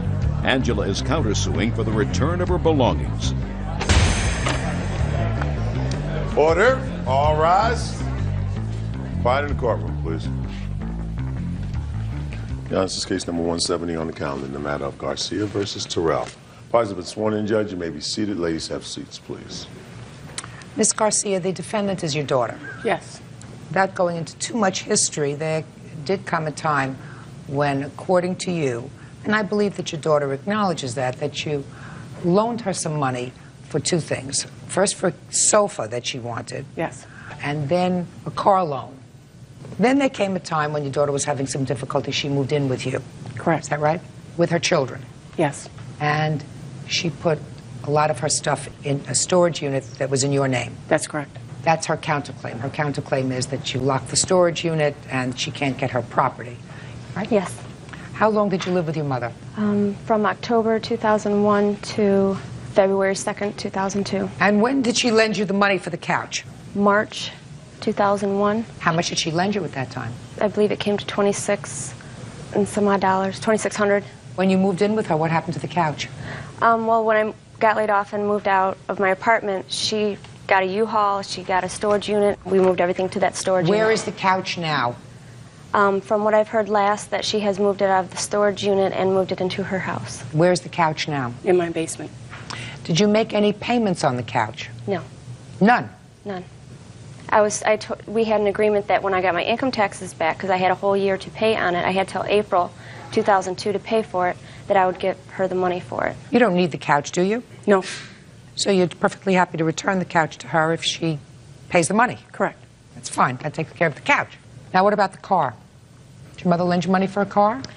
We had leased a car, both her name and then my name, and I was making payments. I was late on it because I was laid off, and she knew I was going to be late, and then... But the car was for you? Yes, it was for And me. you told her that you would make the payments? Yes. And you didn't? No. I was late. So what happened? Well, I asked her for some money to borrow to pay... Who's her? I'm sorry, Rebecca Martin. If I could borrow some money, she lent it to me. Then I paid February's, and then when I went in March on a vacation just to Ohio for a couple days, I had a check in my purse in my car for March's payment. Next morning I woke up and my car was gone. When I got my belongings back, she took the check out of my purse. I found out she took money out of my account of $26.33 out of my account, one for a car payment and one for my couches. But then she asked for the storage key back, so she wouldn't give me my couches anyway, even though she got the money out Where's for it. the car? The car is my possession. Are you using it? Yes, I am. I mean, you're using it for basic transportation for yourself? Yes. Okay, so you pay for the car. And the storage stuff, you're prepared to give back to her? That's correct. So we've taken care of some of the financial stuff. The car you're going to use, so you'll continue to pay for the car. She's going to give you $2,600 for the sofa. The problem that I have here is that you have children. And I gather that since this incident that happened between you and your mother hasn't seen your children. Why is that? With everything that... I've had a really rough life living in that household and a lot of abuse that was in the house. And I don't want my children around that. I don't want them to go through what I've went through in my life, so I rather just keep them away. And then she called Protective Services and told them that I punch them in the face. Took the chance on me getting my kids taken away. Did you ever hit your children? No, I don't hit. I don't punch them. I spank my children. I'm not going to lie. I discipline my children. How old are they? They are 6 and 3. And I could understand if she was looking out for the welfare of the children. I could get over that. Yeah, she was looking out for the best interest. To sit there and straight up lie to get a chance on... My daughter was pulled out of gym class to be questioned. She was upset about that, and When you hit your children, where do you hit them? I hit them on their butts. With what? My hand. Anything else? No, not like her, that she uses a spatula. I don't think so. What does your 3-year-old do that inspires you to hit her? My son? Your son. Him. Well, if he's acting bad, throwing a fit, I mean, you know, a normal 3-year-old, you know, mouthy, no. If timeout's not doing it, if he's not staying in his corner, I spank his butt. I paddle his butt. Paddle it with what? My hand. Anything else? No. That's hard enough. I don't need any objects. I'm not going to get into that with you, but 3-year-olds have a limited understanding. A boy at that. Yeah, well. And if children grow up in violence, that's what happens. So if you grew up in what you allege is a violent household, where you were corporally punished, perhaps you want to rethink your disciplinary mode with your own children, because that perpetuates itself. That doesn't mean that your children who are used to their grandmother shouldn't see her even for a couple of hours every other Sunday, because now that you're angry with each other, what caused this rift? You want to tell me? Well, it was a domestic violence charge upon her for cutting my face on February 2nd of 2002. What did she cut your face with? Her fingernail. You had a fight? Yes. I was fighting her off of me. About what? She put my grandson in allowed him to go to her ex-boyfriend's his father house, who she said that she would not allow him to go over there because in 2000 he took my grandson away from her and wouldn't give him back, was trying to sue her for custody. And she called me up crying, wanting me to help her get my grandson out of the home. So I went over there with her and got the child out of the home with the police, and she said that she would never let him have his, see his son again. Well, as time went by, she forgave him and she allowed him to see him, but she said she wouldn't leave him alone with him because of all that he has put her through. She didn't want him to see that. So in 2000 of this year, 2002, February 2nd, she let him go over there because we were all sick in the home. I had bronchitis, she was sick, and my grandson was sick, and she wanted to get some sleep. So she let him go over there without her supervision. And I said, I thought you weren't going to allow him to go over there. And we got into an argument, and then she went into a rage, and she cut my face. Judge Judy continues in a moment. They want to see her. They send her letters. They write her letters. And I want I've not that. received any letters. She goes off. Listen, don't fight. Trying to make it better. And later today, There was no necessarily written contracts or anything of that. Get to what she owes you money for, sir. I already got that part of the story. I finished with that. What does she owe you money for? What do you think? I don't remember my question? I'm not that old. real cases, real people. Judge Judy. Sharon Garcia says her daughter, Angela Terrell, owes for several unpaid loans. Angela says her mother won't return her belongings. You think it's a smart idea not to let your children see their grandmother? With her husband in the house, yes. What do you mean with her husband? You think it's okay with her husband? Or I don't it's not? want my children around her husband, really. I mean, I'm not really too worried about her. I mean, as long as she doesn't hit him with spatulas or cutting boards What or if she whatever. just sees him in the park? Yeah, that's fine. It's supervised visitations. It's Why don't fine. you just see him in the park? It's just, she was part of their lives. It's because I understand, and my kids miss her terribly. I hate it, but... Not for you or not for her. I know. But really for the children, I know. They want to see her. They send her letters. They write her letters. And I want I have not that. received any letters. Well, isn't there a park where you could meet? Yes. But with, we have a no contact order, and we have a no, I can't have any negative contact with her. And the way she goes off, just talking, I mean, isn't there somebody else that you could arrange? And I can't fashion such an order. No And then you can only do that between But I yourselves. still can't have negative contact. Listen, don't fight. Okay. Trying to make it better. I can't fashion that order. That's not currently before me. But isn't there someone else? I don't know who this lady is. Her neighbor's a sheriff for Oakland County. Somebody else who could just pick up And the supervise? kids, Yes. go to the park, let her spend a couple of hours with the kids a couple of times a month on a Sunday. Can't you arrange that? Be a good mother. I'm trying.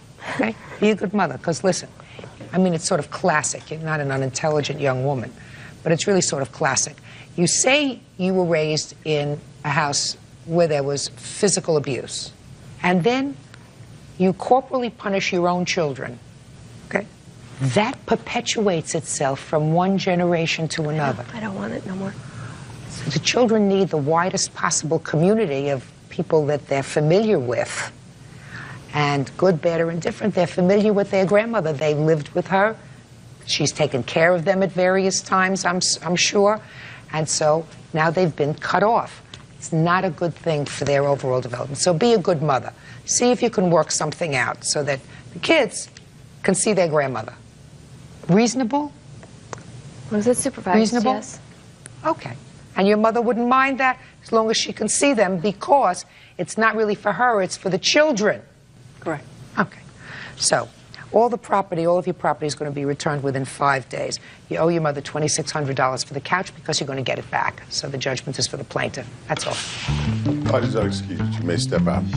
I did not abuse my daughter. She was not brought up in an abusive home. It's hurting my children. She's trying to hurt me, and it's hurting my children. I did everything out of love to help her out. Every time I'm with her or around her, I've been brought pain. Have a seat, everyone. Hello, Judge. Case number 212, Duenas versus Cho. Thank you. You're welcome. Ms. Duenas, it looks to me from your papers that you decided to go into a business with someone. Yes, With whom? with the defendant, Brian Chow. And you know him how? He's a family friend. And you know what his business is? Yes. What is his business? He currently sells reticulated pythons, snakes, exotic animals, monitors, lizards. And you like those things? My ex-boyfriend did. Did you? I was more for the investment part. Okay. I was the investor at the time. At the time you reached out to this family friend who was in the exotic snake business, your idea was to create a business. No, Your Honor. It was actually the defendant's idea. I don't care whose idea it was. Your idea was to create a business with your ex-boyfriend. I agreed to the business, but it wasn't our idea. Whether you agreed to the business or not, you invested money in the business. Yes. Which means that unless there's something wrong with you, and I see that there is not, you wanted to go into business with the defendant. Yes. So let's be easy. Okay. And at the time that you wanted to go into business with the defendant, I'll get to what the nature of that business was in a second. I know it had something to do with that wonderful-looking snake. You had a boyfriend. Yes. And the boyfriend liked snakes. Yes. And you went along with the ride. Yes. What month and year were you still with the boyfriend when you decided to go into the business, which you will explain to me? Back in November of 2019. So right before COVID. Yes. What was your boyfriend doing at the time? He was working at an airport. And he and Mr. Cho were friends? Yes. How long had you known him? 2-3 weeks, Your Honor. Where did you meet him? He came into my store and acquired I didn't ask anything. That's how you met him? Yes. I'm going to get through this case and get this lovely thing out of the courtroom as quickly as I possibly can. Well, some people find them exotic and gorgeous. I find them a little bit squirmy. So in November 2019, boyfriend and you decided to go into the business. Explain the business that you invested in. I invested on 5 reticulated pythons, breed them, and make a profit out of them. So the intention was never for you to take these pythons to your residence? No. And you understood that? No. They're buying the snake, Your Honor. Okay.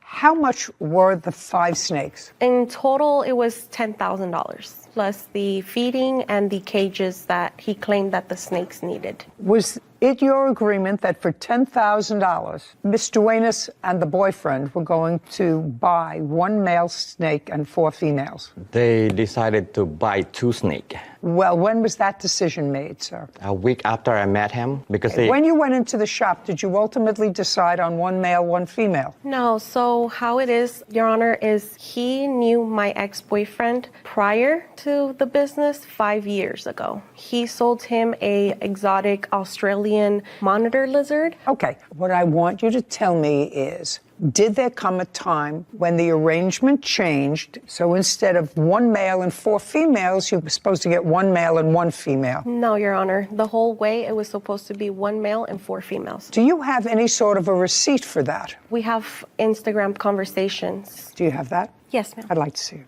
Okay.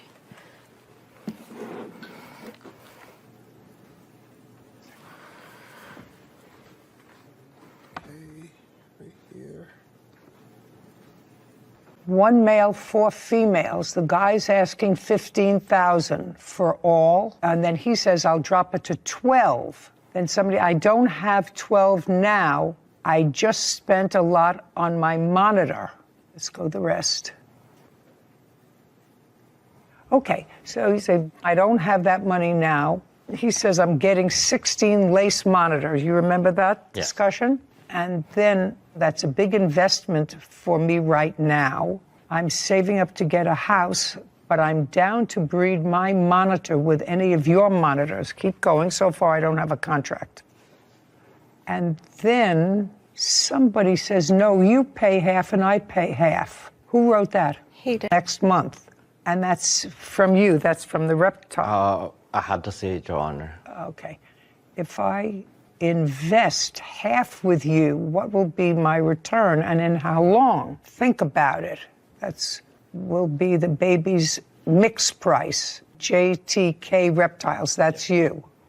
Somebody's on their way. That's you and your boyfriend? Yes. We were on our way to give him the money. And how much money were you going to give him? We gave him the first time $6,000 and then $4,000, a total of $10,000. You received that? Yes, Your Honor. And what did you purchase with the $10,000? If you look at the message from there, what she showed you is they pay half of the 5 snake. It means they get 2 of the snake, and I get 2 of the snake. They've been lying to you guys since day one. They want to purchase 2 snake. Then I told them, like, if you look at the message, I can use my male to breed it to your female. It's an investment for you guys, not for us. It's no us. It's not with them at all. Mr. Cho, were they supposed to take possession of the snakes? They're supposed to pick up the snake. That's why they come to the store with it. Which snakes were they supposed to take possession of? One right here and one out there. Is that a male or a female? This is the female. Has she had babies yet? No, I don't breed her because she don't belong to me. And how old is she? Right now, she should be about 6 years old, going 7.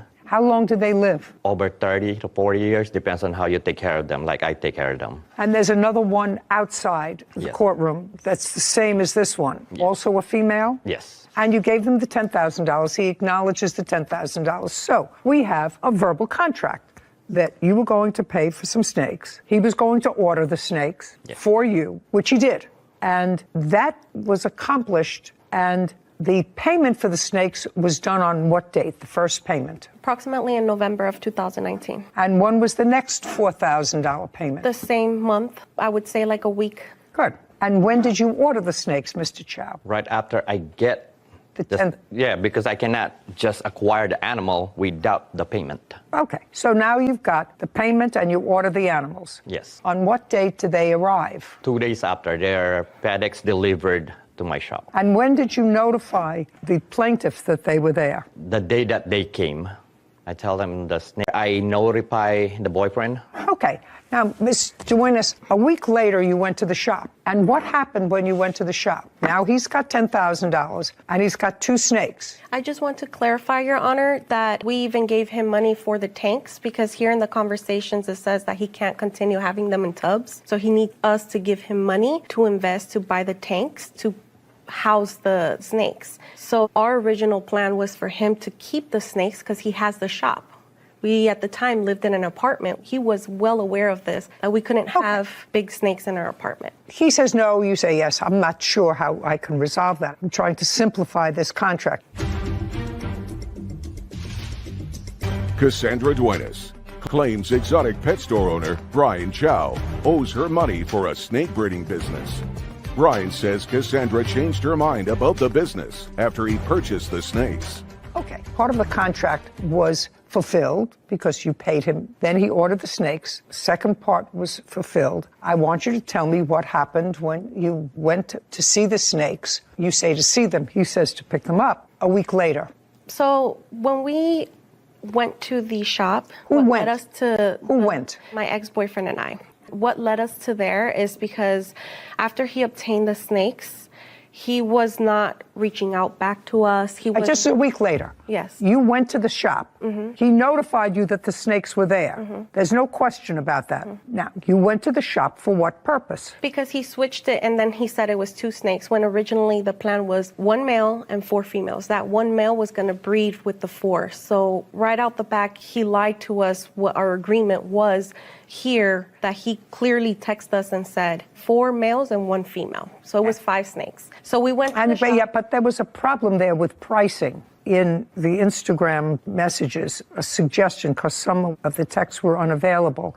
He said originally they were $15,000. And then there was some discussion of $12,000. And then there was some discussion of $6,000. He says he'll pay half and you pay half. And supposed to give them the snakes. Why would you pay half? Then they get the 2 of the snake, and I get the 2 of the other snake. It's 5 of them. And the one that we're gonna pretty much, they can have it if they want it, or I can use it when I need it. You mean the male? Yes. So that was the business. Anyway, you went there, and what happened? So I went in recording. My ex-boyfriend told me, hey, record. Don't tell me what your ex-boyfriend told you. Okay. Just tell me you went in and what happened. We went in there and we asked him, hey, we agreed on 5 snakes. Now you switched up and you said now it's 2 snakes. First you told us it was 15,000, then 12,000. You were playing games with us the whole time. And at this point, after a week later that he said that he got the snakes, then he told us it was 2 snakes. At that point, we were upset because we had planned and we had counted with 5 snakes. That's why we gave him that ridiculous amount of money. And basically, we didn't want nothing else to do with him. We wanted our money back. And that's what we went for, our money back. Just a second. Yes. So you walked in wanting your money back? Yes. Do you have any text messages, Instagram messages, suggesting that before you got there, you had said to him, we changed our mind, we don't want to be in business with you, we want our money back? No. Nothing? No. He wasn't reaching out, sorry, Your Honor, he wasn't reaching out to us. He was sending him video calls, he was calling him through text message, my ex-boyfriend. I don't care. You paid the money, he got snakes. The question is, you think there's supposed to be more than 2? He says 2. More were more money. So the ultimate agreement was for 2. So what happened when you went there? You're there with your boyfriend. Yes. And you say, I want my money back. And he says? He says, I don't have the money here. I have 2 snakes here. Are you telling me that he didn't call you and say your snakes are in? Is that what you're suggesting? Do you have an invoice for these snakes, Mr. Chow? Yes, Your Honor. I'd like to see the invoice for the snakes. By the way, your boyfriend has other of these exotic creatures. Is that right? To the people that I get them. What kind of exotic creatures does he have? One that he sold him, an Australian water monitor from the Philippines. And? He has 2 rhino iguanas, a pair. He has a, I don't know the name, but it changes colors. Mr. Chow, 18. And those are for the lace monitor that Are these lace monitors? Yes. Sorry, Your Honor, these are not lace monitors. These are reticulated pythons. These are not monitors. Monitors are lizards. These are snakes. Lace monitor bell face. Yes, Your Honor. Well, that's not that. No, Your Honor. Well, these are useless. Yes, but that's connected to the rest of what they did. What does it have to do with these 2 snakes? What I want to see is when you purchased these 2 snakes. Yeah, I don't have it, Your Honor. Well, get it. What do you mean you don't have it? I left it at home. I'm so sorry. Well, what'd you bring these for? Those are the time that they both got arrested when they went to my shop. Yeah, but you now have those back, right? Yes. You have those back. So if you had to take documents, why didn't you take the documents for the snakes in question? The lace monitor lizards aren't in question. You have them back. They may have taken them. They were arrested and you finally got them back. So I don't understand that. I just mistaken grabbed the wrong paper. Well, Mr. Chow, do you deal with these people regularly, that you buy snakes from them regularly? Not really. It depends on the size of the animal and depends what kind of animal. Well, you have the date of purchase someplace, Mr. Chow, and I don't want you to waste my time. Yeah, I'm so sorry. That's why I just said I don't have it, Your Honor. Did they purchase that kind of snake? Yes, Your Honor. Is that correct? It was 5 snakes, Your Honor. Don't give me 5. That type of snake. Oh, yes, the reticulated python, yes. And the one that's outside is the same, correct? Yes. And you did not purchase baby snakes. No. You wanted full-grown snakes because they were a business. You wanted them able to be... Breeding. Okay. Should have brought the paperwork. And you went in there that day in November because you had changed your mind. Yes, and on top... Yes. Because you had changed your mind. Yes. That's the answer. You had changed your mind. You can give me a whole bunch of excuses, and you told him you changed your mind, you want your money back. And he said no, because I ordered the snakes, and I got them in, and they're yours. Contract is completed. I'm merely holding your property. And then there was a kerfuffle. Pay for them. No, that's not your business. That's not your business, how much you really paid for them. He made a deal. You paid him. If he got them for $2,000 and you paid him $10,000, that's nothing. The kerfuffle, let's draw this down to its most simple English.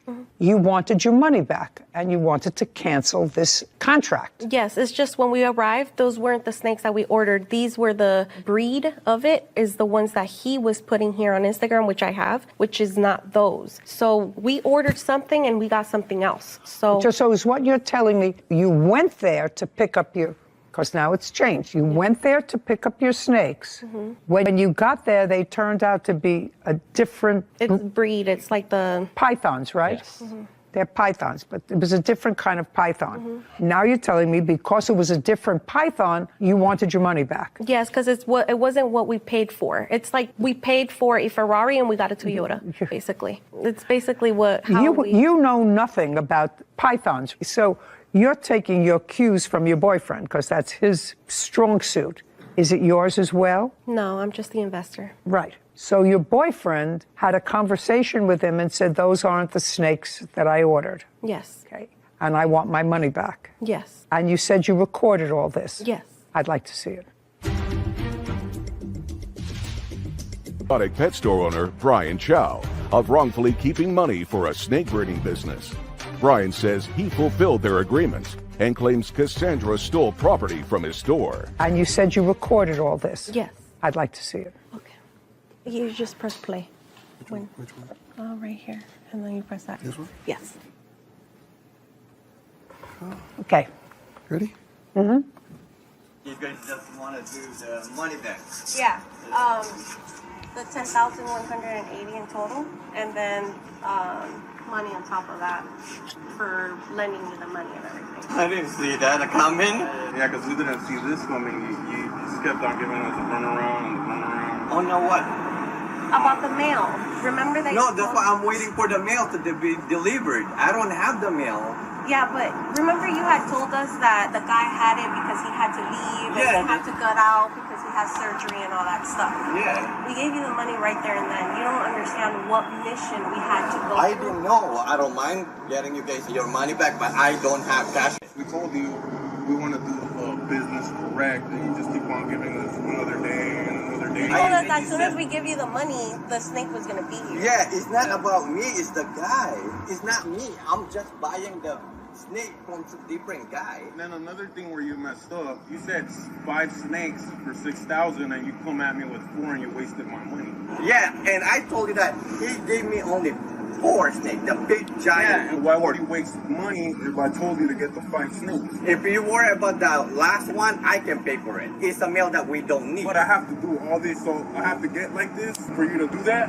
No, bro. How can I trust you now? Bro, the 4 snake is right here. I'm gonna go get something. What's wrong with you, bro? I'm just asking you. Let's talk. No, we're not gonna talk. I told you don't with me. I don't talk with you, bro. Dog. Why? What's wrong? Because we gave you a lot of money. We're talking about over $10,000, and you're just giving us the runaround. First, you told us 5 snakes. This is what we can do. I'll take it. And when you get the money, I'll give it back. Yeah, female too. Oh, no. Oh, no? All right, well. Come on, bro. You're looking at a 15 grand. I told you, don't play with me. I don't play with you. You don't even have the money right now. Open them up, man. I get the half of the money. Open them up. I'm trying to talk to you, bro. No, there's no more talking because we gave you the money right here and then. That's unprofessional. You're trying to scam us, and you don't do that to people like that. I didn't. How did I scam you? Before I open it. You're telling me that you don't have the money. I have half of the money because I'm waiting for the snake. Bro, if you guys gonna get arrested. There's no arrested. We're just getting what you took from us. Over $10,000. I'm trying to talk to you. Over $10,000. Open it. I'm trying to talk No, we try to talk to you. You're telling us you're gonna have the money. I have everything in video. I don't care. You can record me, bro. All right, so are you gonna You don't play with people's money. You can call me whatever you want. $15,000. This is 15 grand. We don't care. Can you call a copy, please? No. All right, watch out. Back away. I told you, don't play with my money. What are you doing? What do you mean? He owes me money. I don't care. He owes his money. They're gonna deal with it. We don't believe. Now I'll play that video, please.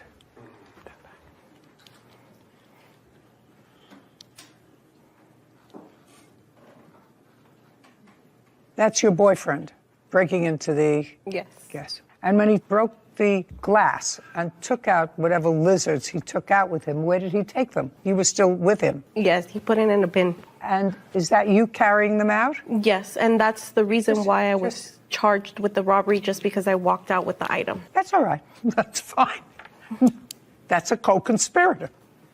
Ultimately, the lizards that you took were returned to you. Yes, Your Honor. And it seems, Mr. Chow, at the beginning of this case, I must acknowledge to you that I was sympathetic to your position, that they had ordered snakes. You ordered them. You got them. Yes, Your Honor. And then the contract is completed.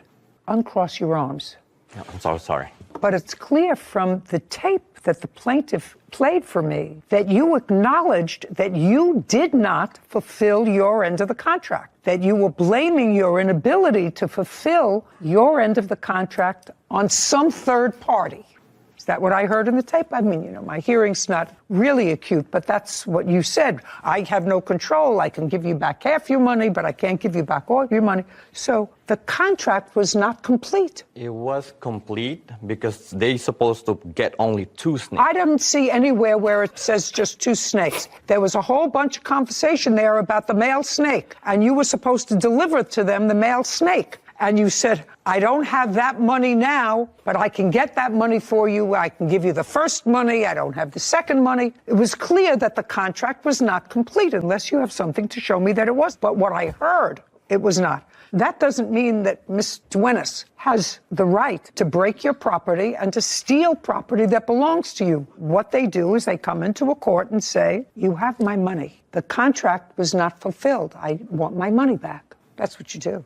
Are you in the business of breeding snakes for your store? Yes, Your Honor. And if we were to go on the internet now, Yes, Your Honor. how much would one of those snakes, which is 6 or 7 years old, according to you, sell for? Right now, this size, on the internet for sale. How fast would it take you to sell it? I'd say like about a month and a half. They're rare.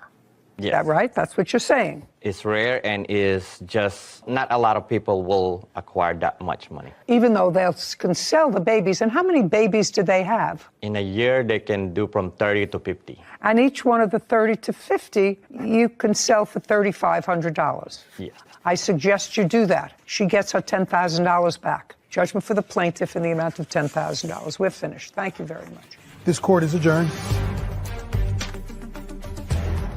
I'm very happy, and I'm happy that she was able to see herself that the defendant got caught multiple lies. They're just a customer. He wasn't truthful since the beginning.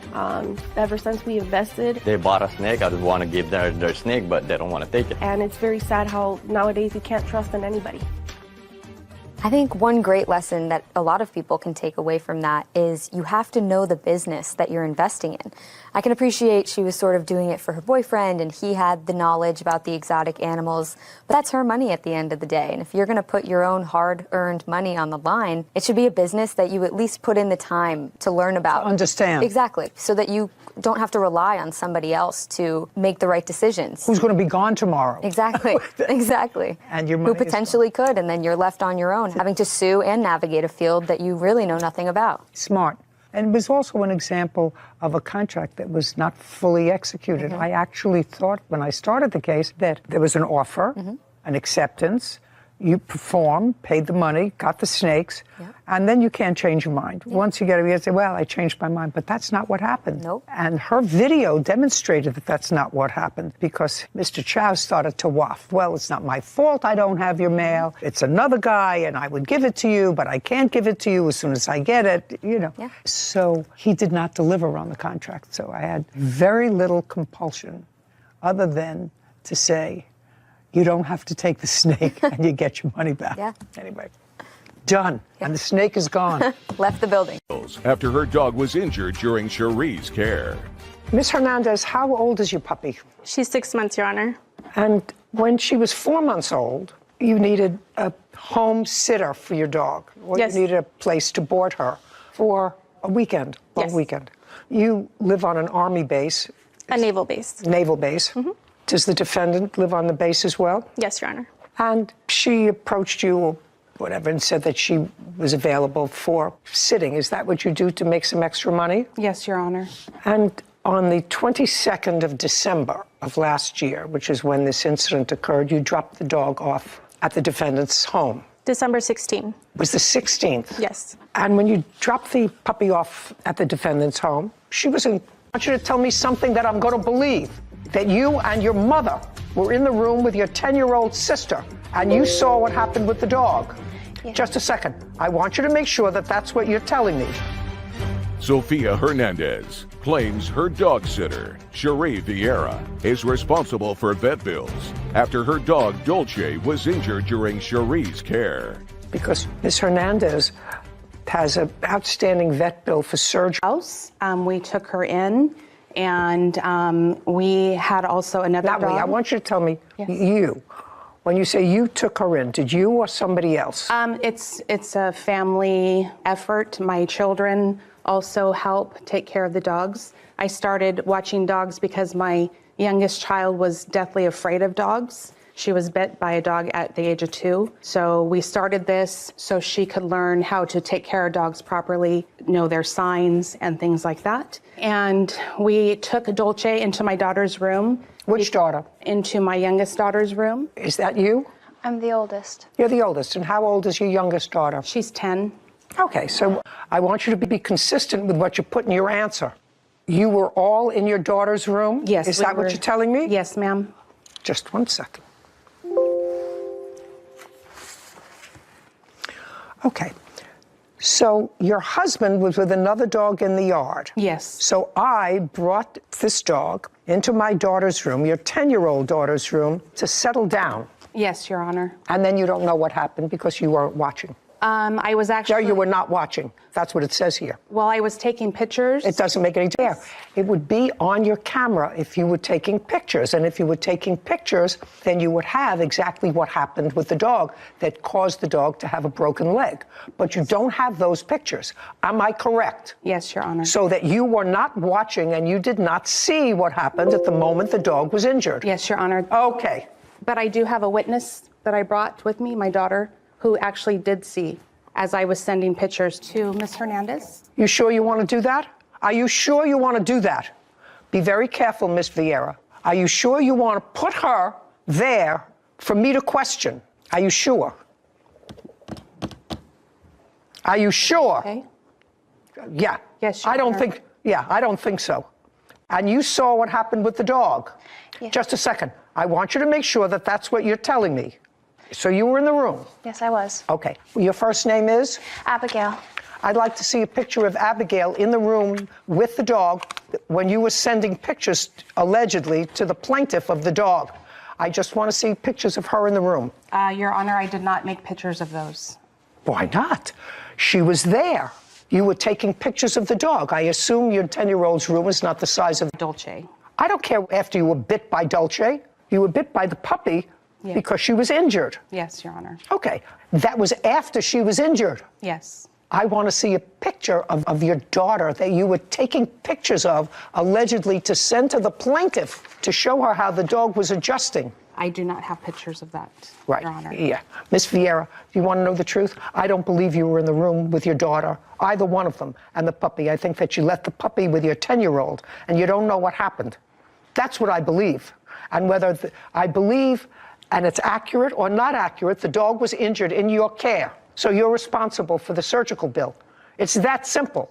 Dog got a broken leg in your care with enough adults there to watch the dog. Your husband, the older daughter, and you put her in the room with your 10-year-old because Urgent care bill and the surgery bill as well.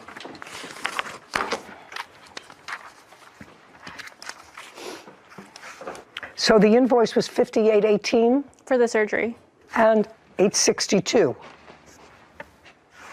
6608, judgment for the plaintiff.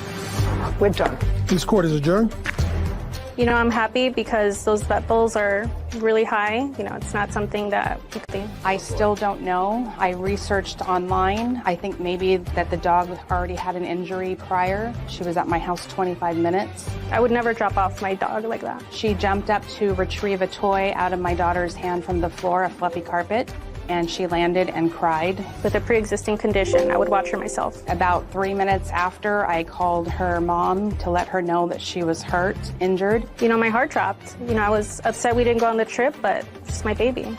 Turned around. She wanted to know how bad it was because she wanted to go on her trip, and I told her it was bad enough for her dog to bite me. We took her straight to the urgent care. I asked her to come back to get her dog. I didn't want to move the dog, so she came back and had us bring the dog out. Glad the dog's okay. Dulce's great. Her leg is healed. She's on a recovery program. So, no issue? Simple. Dog didn't break its leg itself? Yep. You know, common sense dictates to me that they brought the puppy in to play with the 10-year-old.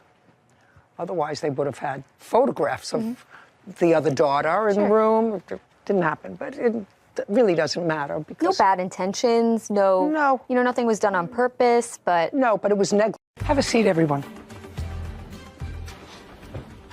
Hello, Judge. Case 2195, Sherrod versus Vasquez. Thank you. You're welcome. Ms. Surratt, you and Mr. Vasquez were in a relationship for a period of time and have 2 children together. How old are the children? I have a daughter that's 15 and a son that's 8. How long did you and Mr. Vasquez live together, if you did live together? It was a lot of off and on, so I would say maybe a combined time of 8 years. And does your daughter enjoy a relationship with her father? Unfortunately, no. Is that correct? As far as I knew, that she had a great relationship with me. When was the last time you saw your daughter, sir? We spoke just a couple of days ago. You know, she has more time with friends now, but I do speak with her on a frequent basis. Is that right? That's correct. Why don't you wait outside? Okay?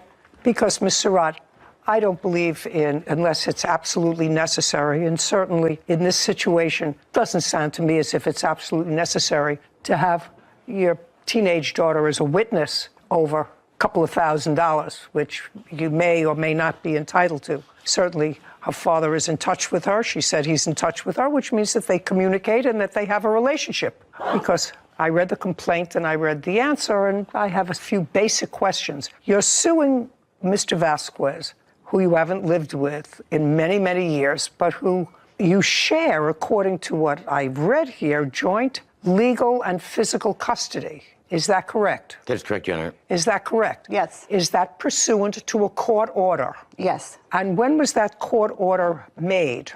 I have a copy of it, so I can tell you. 2011, Your Honor. 2011. Was there a trial, Mr. Vasquez? There was a trial. It was from 2017. Well, there was one in 2011. This is the original one. It hasn't changed since then. We have parenting and legal custody, and a child support order, which is separate. So the 2016 order, the ex parte order, originally granted Mr. Vasquez custody of the children. Yes, you were the respondent in that case. So on October 28, 2016, petitioner, that is Mr. Vasquez, filed a motion to establish custody and parenting time. The petitioner, that is Mr. Vasquez, seeks joint legal and physical custody. The petitioner also sought an order granting sole legal custody of the children based upon the allegations that his daughter was watching his son without supervision for extended periods of time and that his daughter was not attending school. Child Protective Services did an investigation and actually found that you were not sending your daughter to school. Correct. And she was staying home and she was babysitting. Okay. Would you tell me, without my having to go through this whole thing, was there a child support order entered? Yes. Ultimately, and ultimately the children remained with you? Correct. The final order. And what was the child support order? The child support order initially was $93 a month. I think I have a copy of it. And then to increase based off cost of living adjustments. Your Honor. I'm sorry, that's not the order. Well, I asked how much you pay. Were you ever in arrears of payment? I was at one point, and then I caught up, so I've been caught Well, up. they're catching up, so that $230 may be partly arrears. What is the order? Oh, I'm completely caught up with my child support. So the current order that you're paying is $230 a month? Yes, Your Honor. Okay. This is what you're suing for. It is your claim that Mr. Vasquez agreed to pay half of certain sporting fees that the children had that are not contained in the child support order, and he didn't.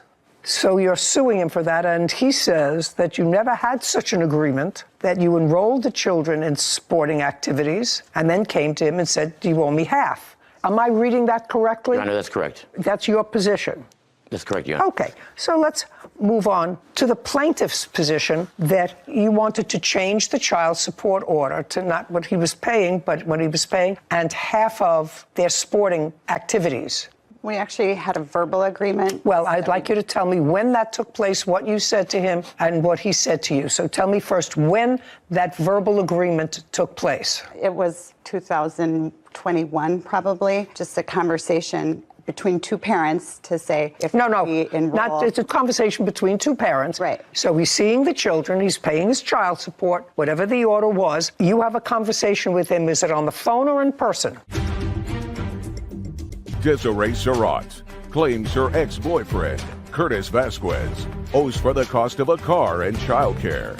Curtis is countersuing for car repairs and vacation. Between two parents to say if No, we enroll. it's a conversation between two parents. Right. So he's seeing the children, he's paying his child support, whatever the order was. You have a conversation with him. Is it on the phone or in person? No, in person. At your home? Yes. Okay. And tell me about the conversation. What did you say to him and what did he say to you? I don't remember the exact words, but... Well, that's why we bring these things quickly, because now it's 2 years later. Yeah.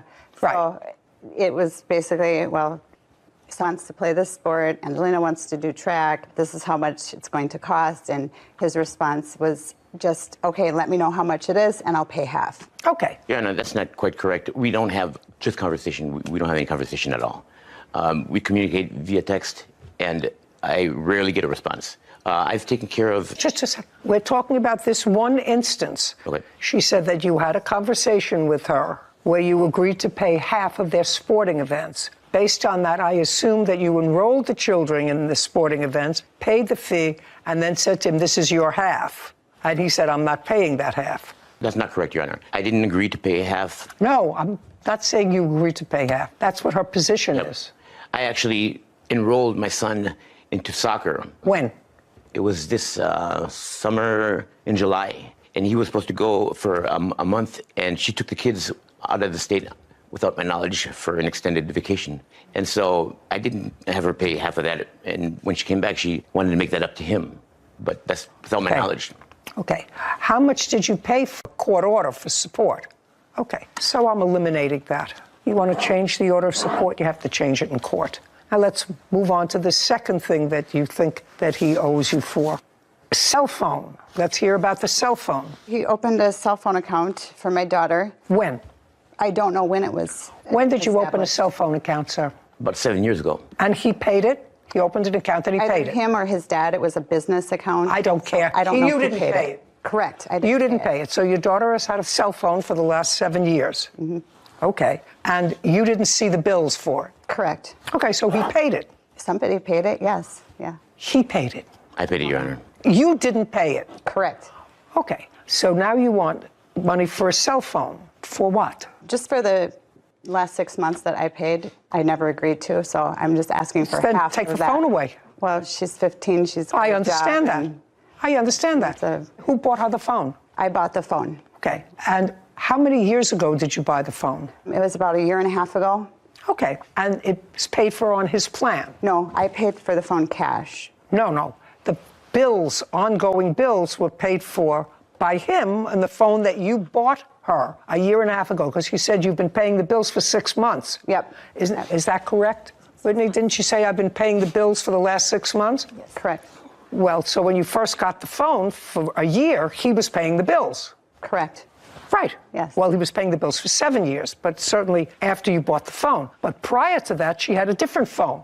She had to have had a different phone because he was paying the phone bills for 6 years. Who bought that phone? I don't know. Your Honor, I purchased that phone. It was the iPhone XR. Okay. So you bought the first phone, you bought a second phone.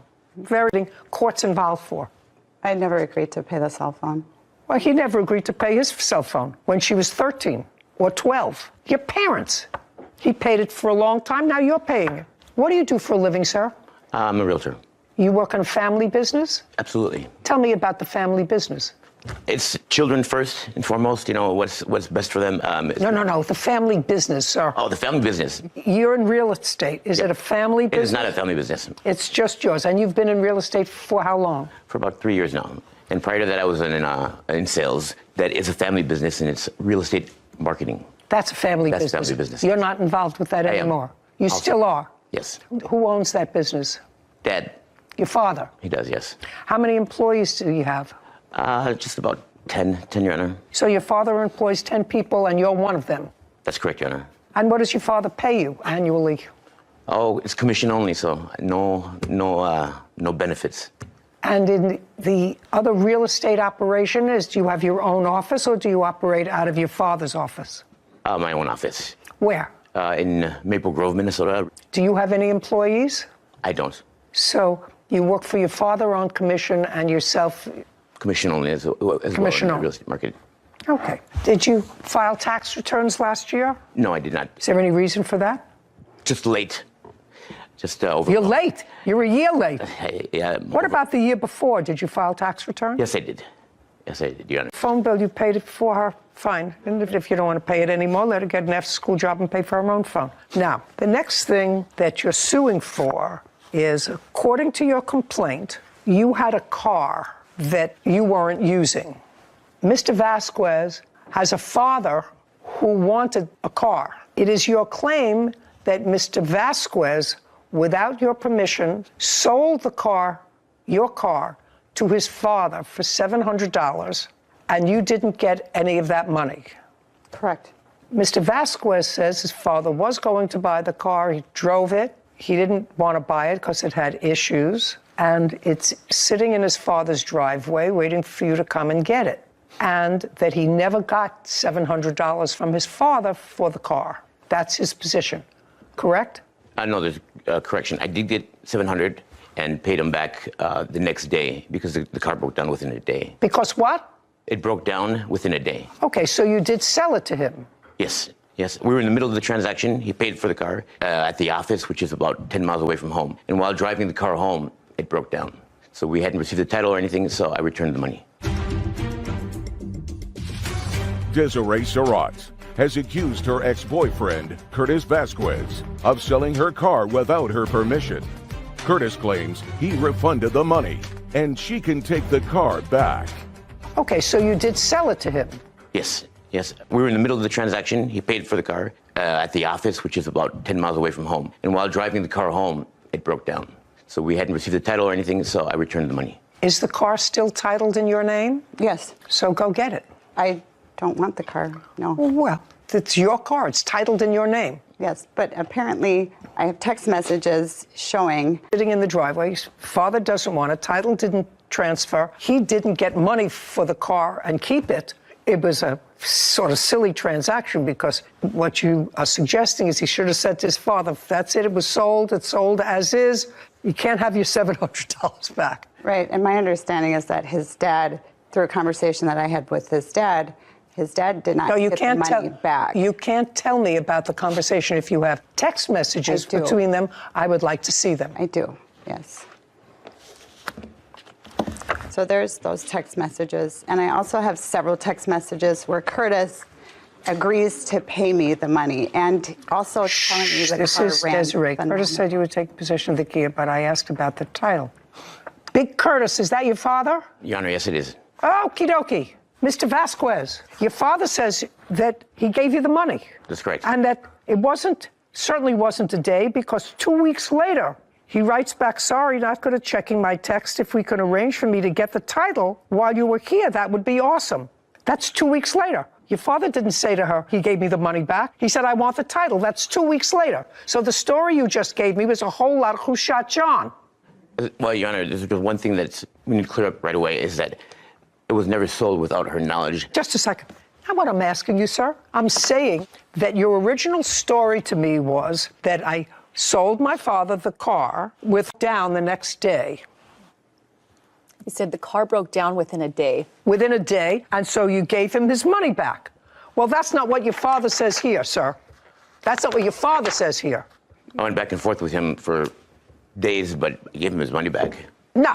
What you told me was a lie. You told me it broke down the day you gave him his money back. The initial conversation she had was May 9th. And then May 16th, she's having a conversation with Big Curtis. That's your father. Mm-hmm. Sorry for not checking my texts. Can you get me the title? Which means 2 weeks later, he wanted the title. And then your father says about you, Curtis owes me big time money. And I can't get money from him either. That's your father. Yeah, that's yes. Correct, Your Honor. Big Curtis says to her, can you tell me what problem does Curtis have that caused him to spend massive amounts of money in such a short period of time? She answers, drugs, alcohol, gambling, he's a functional addict. He even got around $40,000 and he blew every penny. So the $700 you gave him for the car, I'm just going to file a small claims. for whatever reason, he's refusing to give it to me. It's not your fault that he stole the money from me. Just FYI, I have no issue giving you the title. Okay. So far, he owes you $700 for the car. And then we're finished. Get Big Curtis the title. Mail it to him. He sends you his address. Yes. Okay? Yes. Great. Now you have a counterclaim, Mr. Vasquez. Yes, Your Honor. I have some evidence I'd like to present. Don't give me all that nonsense. You say that the plaintiff canceled a vacation trip. You made plane arrangements to take your children somewhere, and she took the children out of state and was on parts. When was that? That was the car in question that we were just talking about. Okay, you planned a trip to Portugal in August of 2022. That's correct. Airplane tickets. Where'd you get the money for all that? My parents helped me with the purchase of the kids' tickets. Why? Because I couldn't afford all of them. Who was going on the trip? It was going to be my wife, myself, and 2 kids. Did you go on the vacation to Portugal with your wife? No, we did not make it. You did not make it? Correct. Why? Because she is responsible of... No, not her. Not with your 2 kids. Did you go with your wife? No, I didn't. Why? I didn't want to go without the kids. It was the whole purpose was to bring the kids to see the grandparents. Does your wife work? Yes. What kind of work does she do? She's a bartender. Judgment for the plaintiff in the amount of $700. Don't make any more private agreements with him, madam. I think it's a big mistake. I agree. We're done. Your counterclaim's dismissed. We're Your Honor. finished. Thank you. I had one more. I just ruled that your counterclaim is dismissed. Your Honor. You're finished. I have very little to say about that case, very little thoughts, except that Big Curtis, the defendant's father, doesn't like him. I didn't get to read the messages, but clearly. I'll He take said, your what word is he for it." doing with all the money? You know, my initial reading of that case was, maybe she's being unreasonable. She's really not being unreasonable. Yeah. I have a feeling there's not a lot more to little Curtis than we were able to. Paid loan she gave him for a car. Miss Young, the defendant is married to your daughter? No. He is the father of your grandchild? Yes. Do he and your daughter live together? No. Where does your daughter live? In Maple Shade. Were they ever married? No. They have one child? Yes. Who's 12? Yes. Did you live together with Miss Young's daughter? Well, at one point, she lived with me in Maple Shade. How long ago? This was 2010, 2011. You mean when your daughter was a baby? Yes. How long have you had custody of your granddaughter? 11 years. My daughter never stayed with him. I don't know. And he wrote that off of the loan. Is that what you're telling me? Yes.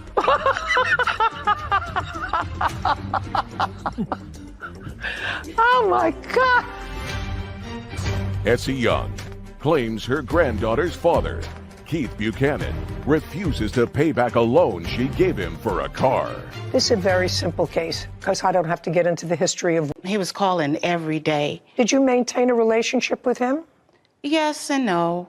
Would he visit his daughter? No. Ever? Once in a blue moon. Okay. I usually have to take my granddaughter to see him. Okay. It was sort of odd to me if he was never married to your daughter, so they didn't have a formalized relationship. They don't live together now. Why would you loan him? I know that you did. Mm-hmm. Why would you loan him money?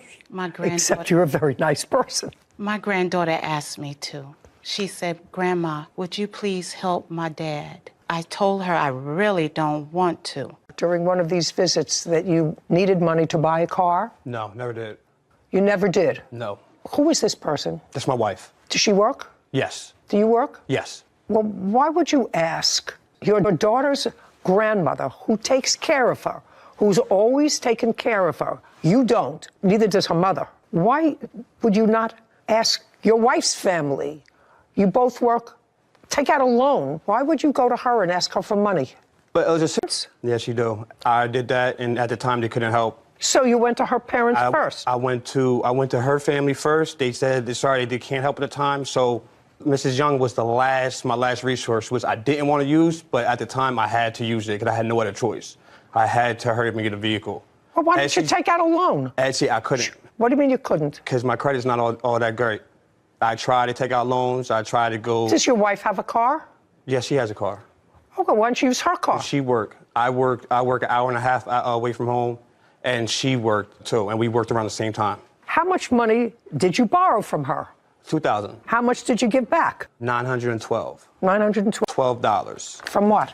From my taxes. And we agreed on once I filed my taxes, I would give her $2,000 for my taxes. She got $912 from them, that same taxes, because I owed backup child support. So she got on top of my regular payment for child support plus $912. What? Is there something wrong with your mind? No. Did you just say to me, am I crazy? Did he say he owed back child support? Yes.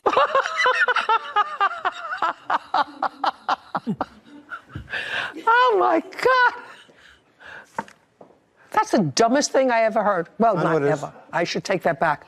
It's the dumbest thing I've heard today. If you owed her back child support, how much did you owe her? Only owed her $900. In back child support? Yes. Okay. That I fully forgot. Just a second. You owed her that money. In addition to owing her that money, you owed her $2,000. Do you understand that? So you owed her $900 plus $2,000. Are you not following me? Am I getting something wrong here? I'm with you. Out of your taxes for back child support, $900. So that means you paid her $900 of the $2,000. That's what your argument is. Yes. Am I getting that? Yes. You already owed her the $900. I had no awareness that I owed her $900. When I found out that $900 got taken out the taxes. Now I need more time. Oh, my God. How is your granddaughter in school? She do okay? Yes, she does well. okay? Yes. Okay. Either his math skills or his moral skills are somehow lacking. It's the moral. Judgment for the plaintiff in the amount of $2,000. We're finished. Thank you very much. This court is adjourned. I think the judge seen right through him. He was going to be miserable, so I just let him be miserable. No one thinks like that. As long as she go about her life, I go about my life, leave my family alone. I just think he was hustling me. Only contact me when he got something to do with my daughter, that's it. I don't want any. He was expecting $2,000 on his tax returns, so he told plaintiff, when I get it, I'll repay you the $2,000. And then in his mind, when the $900 left the account, he didn't know that that was not going to be there for the back child support. So he only had, the $900 and change left to give her. I was like, okay, that makes sense. He thought that it would be the full $2,000. Come to find out, he thinks that the back child support is what fulfills his obligation.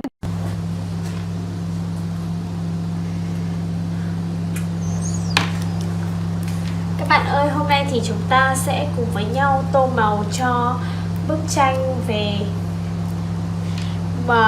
nhân vật là công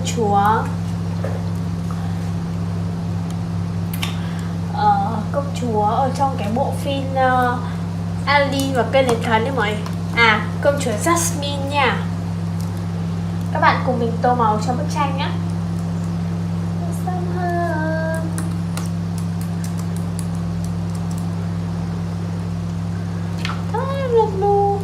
Trước tiên là chúng ta sẽ cùng nhau tô màu cho phần mái tóc nha các bạn.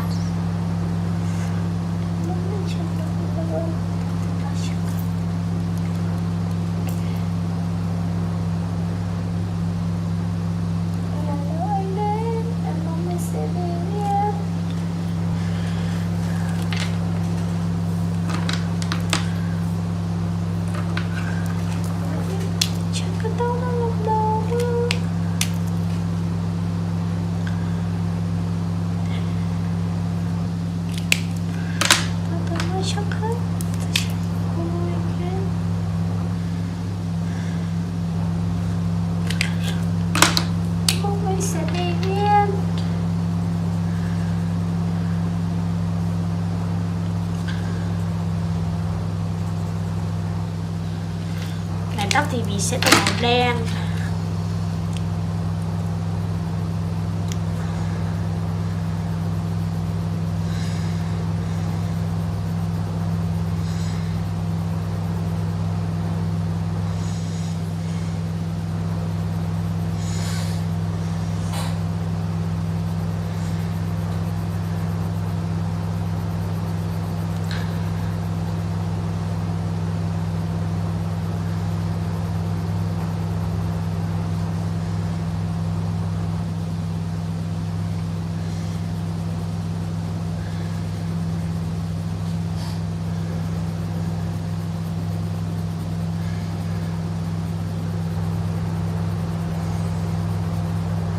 gu cho lắm.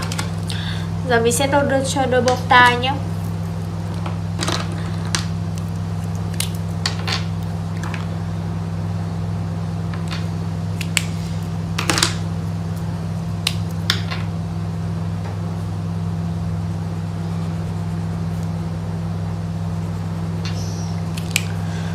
Cây gậy mình sẽ tô màu xám.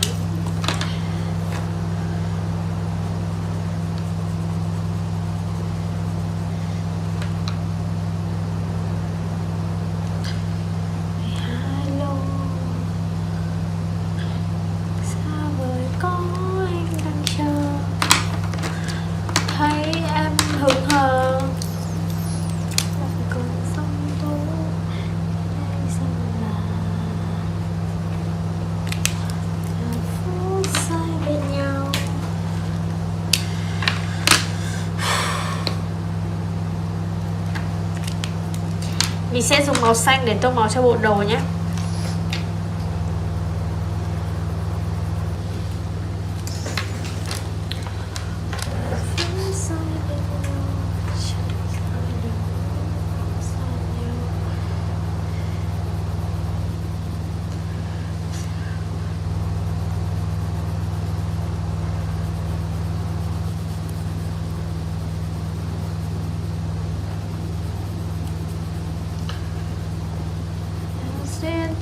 Chúng ta chờ như thế.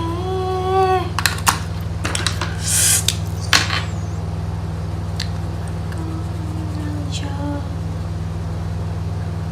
em hằng hờ trời xanh một lần cơn gió tố cách xa. Mọi người ơi, chúng ta đã cùng nhau tô màu xong cho bức tranh về cô nàng công chúa Jasmine rồi. Đây chính là thành quả nha. Cảm ơn mọi người đã cùng mình đón xem nhé. Tạm biệt.